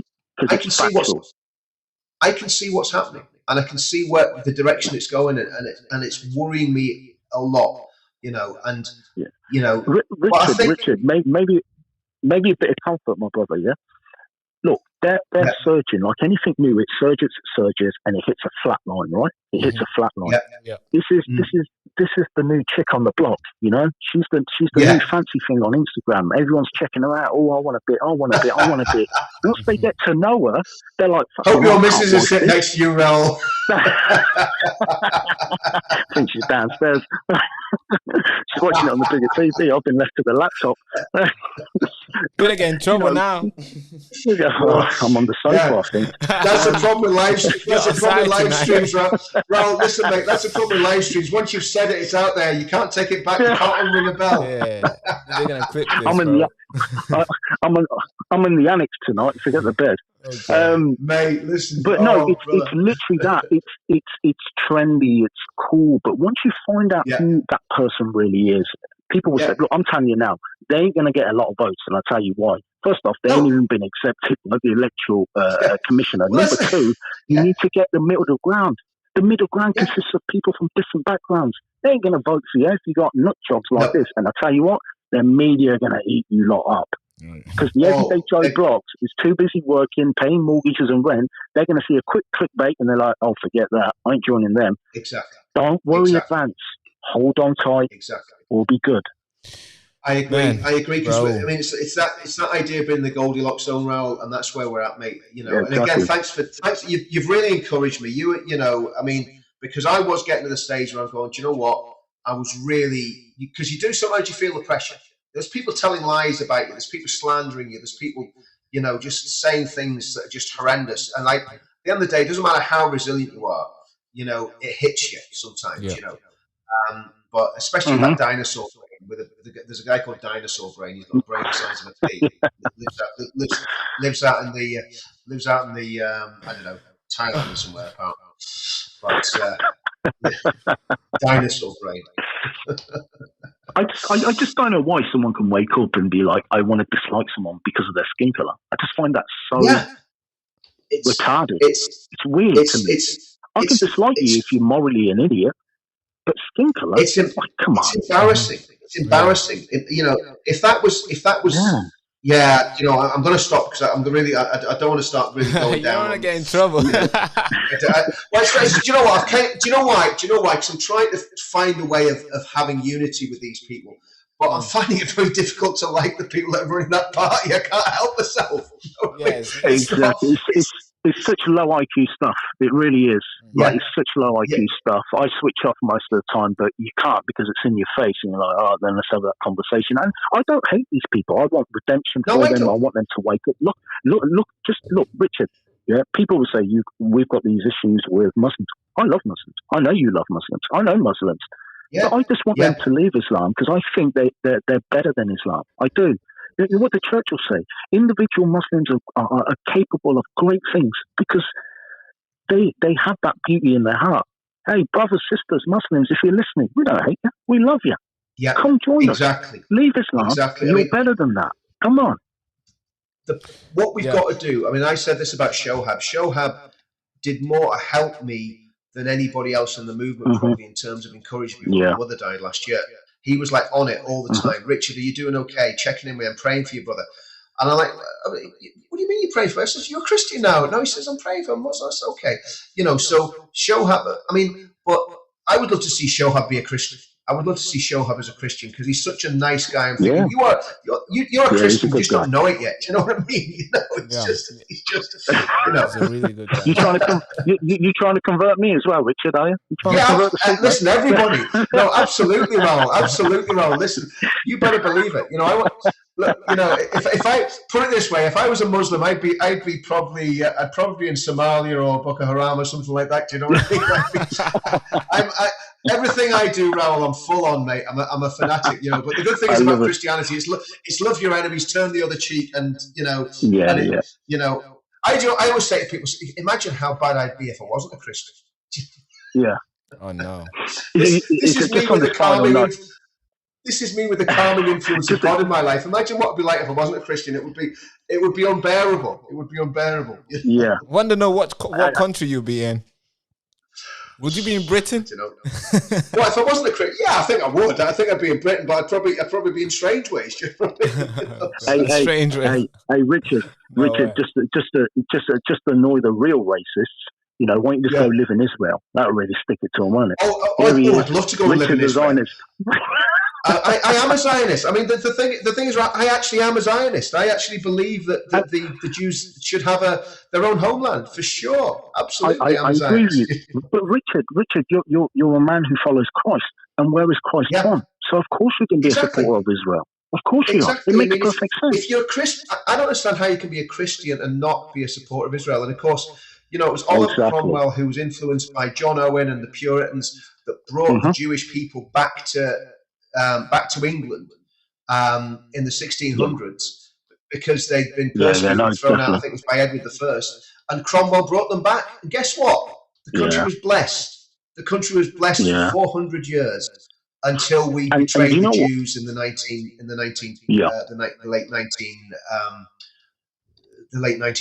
and 1920s. I had no idea when I went there, Richard, right? So we were just talking to the locals, me and my partner, because we wanted to go to Israel. We love the history. We have a lot of respect for Christianity and so on. So let's go there. So we went there and we found that actually they have a national stamp. Now, to some people, it might not be nothing because to me, it means a lot. That national stamp was in respect of the British cavalry that freed Haifa town from the Ottomans. And on the stamp, there were Sikh military soldiers. You can Google it; it comes up straight away. And just the great respect they have for people. You know, when you go there, it literally is the most civilized nation in that region. It really is. It's beautiful. Of course. Absolutely. Yeah. You know, I know you look at Sorry, go on. I'd love to go to Israel. And you look at what's happened in Lebanon with the Islamic takeover of Lebanon. I mean, Lebanon used to be, I think, it used to be a Christian. I think it was 60%. I think it was 60% Christian in the 1960s and 70s. I think it was 60% Christian. Now I think it's down to about 30% Christian or something like that. You know, and that's the danger that we're facing. That's the real battle we're facing is against radical Islam. And if radical Islam wins, every single one of us that isn't a Muslim is in big trouble. Yeah, it's as simple as that. Yeah, you know. No, definitely. Look, it's nothing against individual Muslims, you know, but you should have the ability to critique any idea. You could, you want to lampoon Sikhism? Crack on, no problem. I have no problem with that at all. Because I think a calmness within the individual shows their strength within their own faith. But when you are erratic and you don't respect debate, I think that shows weakness within your faith. I think that's what it tells me. But at the end of the day, I don't want to keep you guys long, it's getting late.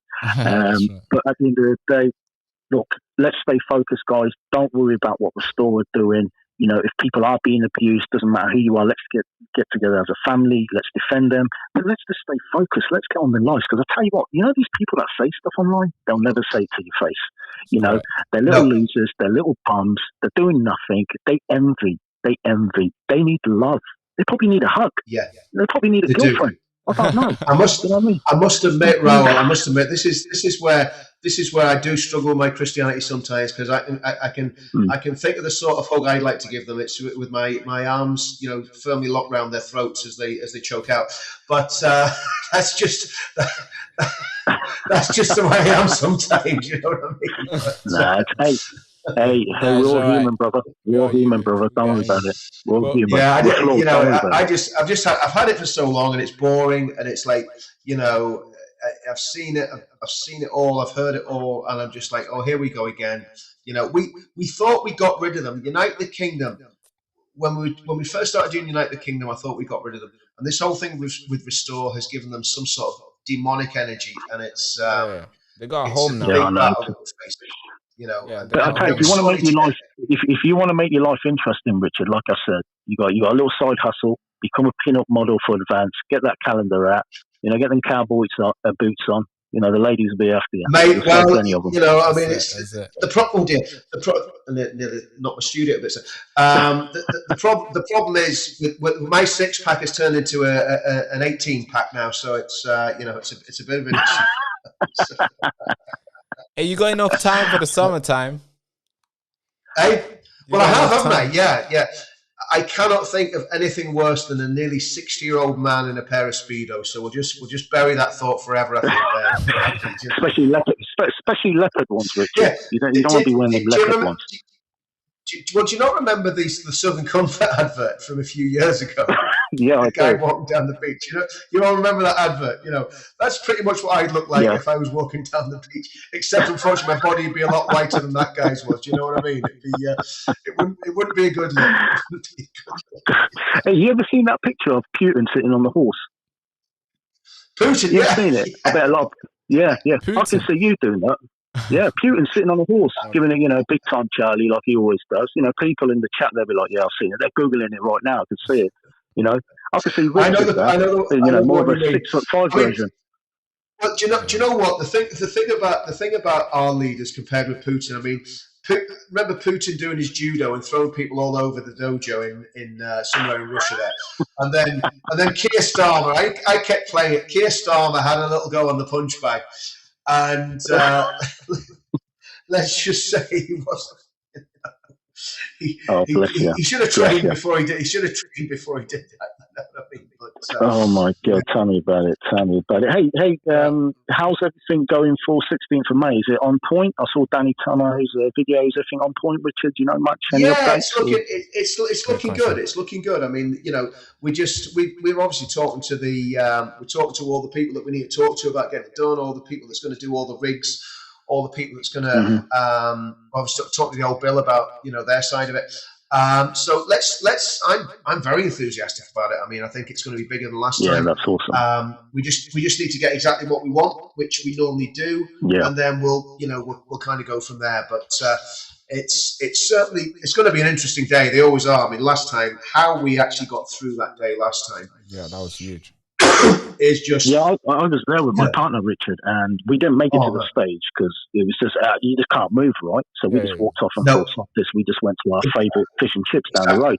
But it was great being with people who are like-minded. It's fantastic. Yeah, it was huge. It is great. I think I think Daniel was saying that he wants to get people to stay there for 3 days. Yeah, I heard that. He wants them camping or something like that. Yeah, to bring their tent. I think Danny needs to go and sit in a dark room for a few days. Yeah. All right. Okay. Raoul, thank you so much for calling in. I mean, your conversations are always lit, I have to say. Fired. You are tuned in. You keep it on the spot, on the sweet spot where you're not talking about something else, random stuff. But I do appreciate your interaction with us.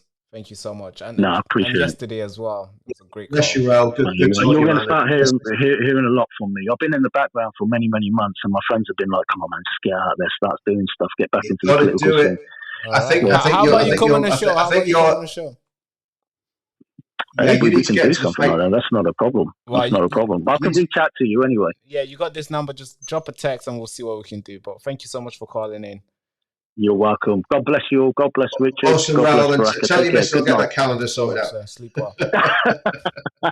She's got a debit card out already.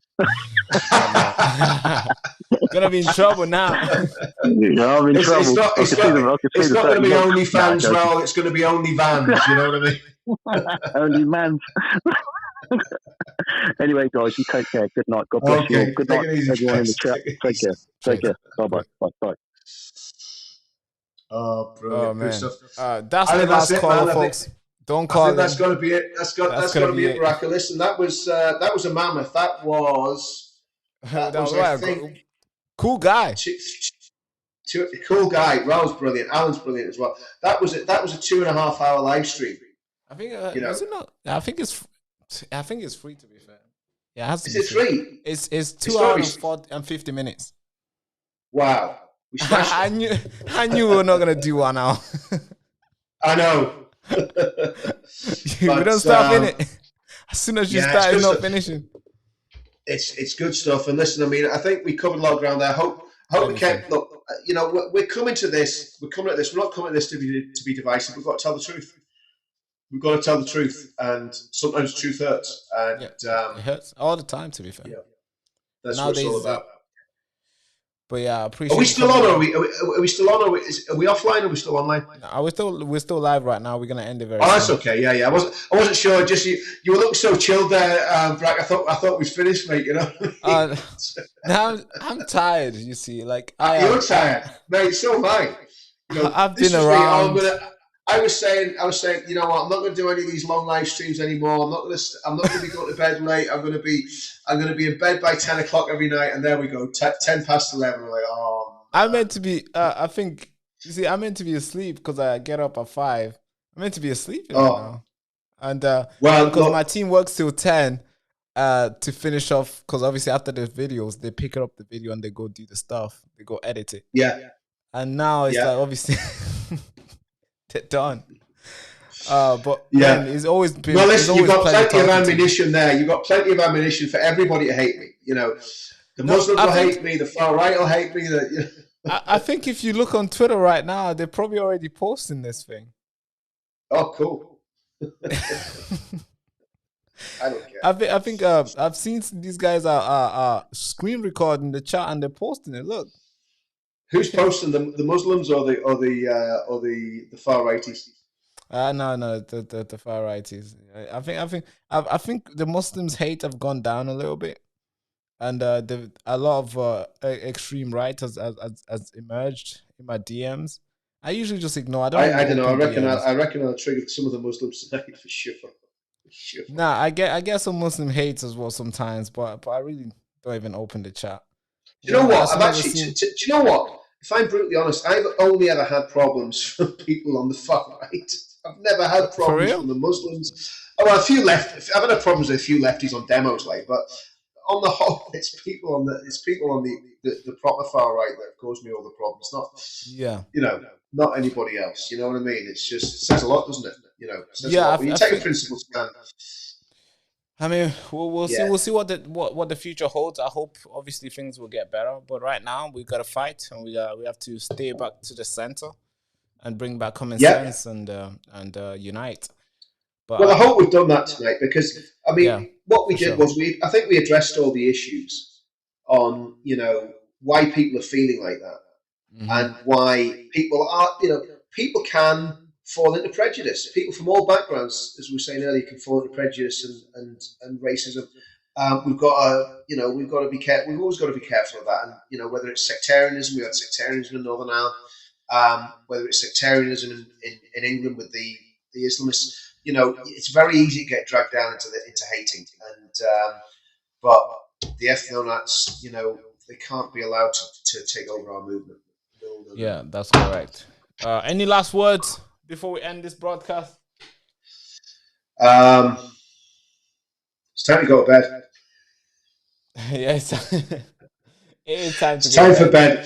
As everybody used to say, time for bed. Time for bed. But thank you so much for coming on, Richard. And viewers who are watching us right now, thank you so much for all your interaction in the chat. Thank you for liking, sharing, and commenting. It means a lot. As YouTube right now has been trying to putting us in a box here, is making it really hard for us to thrive. and excel. I think. Well, I think we're all finding that. We're all finding that. Yeah. We're all finding it very, very difficult, and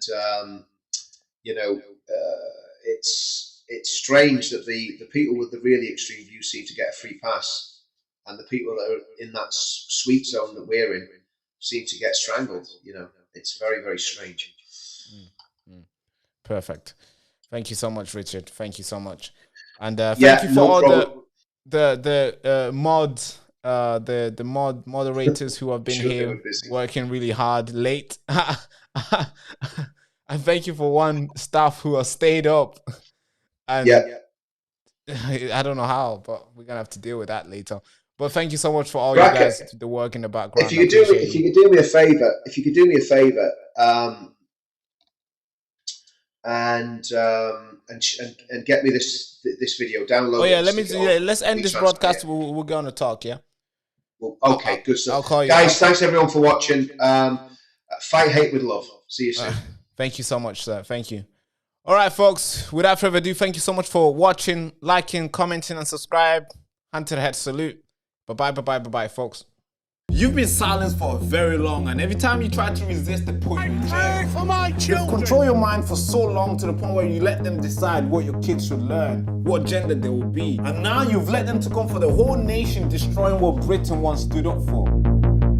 They use this media machine not to report the facts to you, but to tell you what to think and what you should do. Always be careful. They're hiding the facts behind the noise, and they're recruiting pedophiles to tell you how to behave. And these politicians you meant to protect you, they're out there smashing your head on the ground.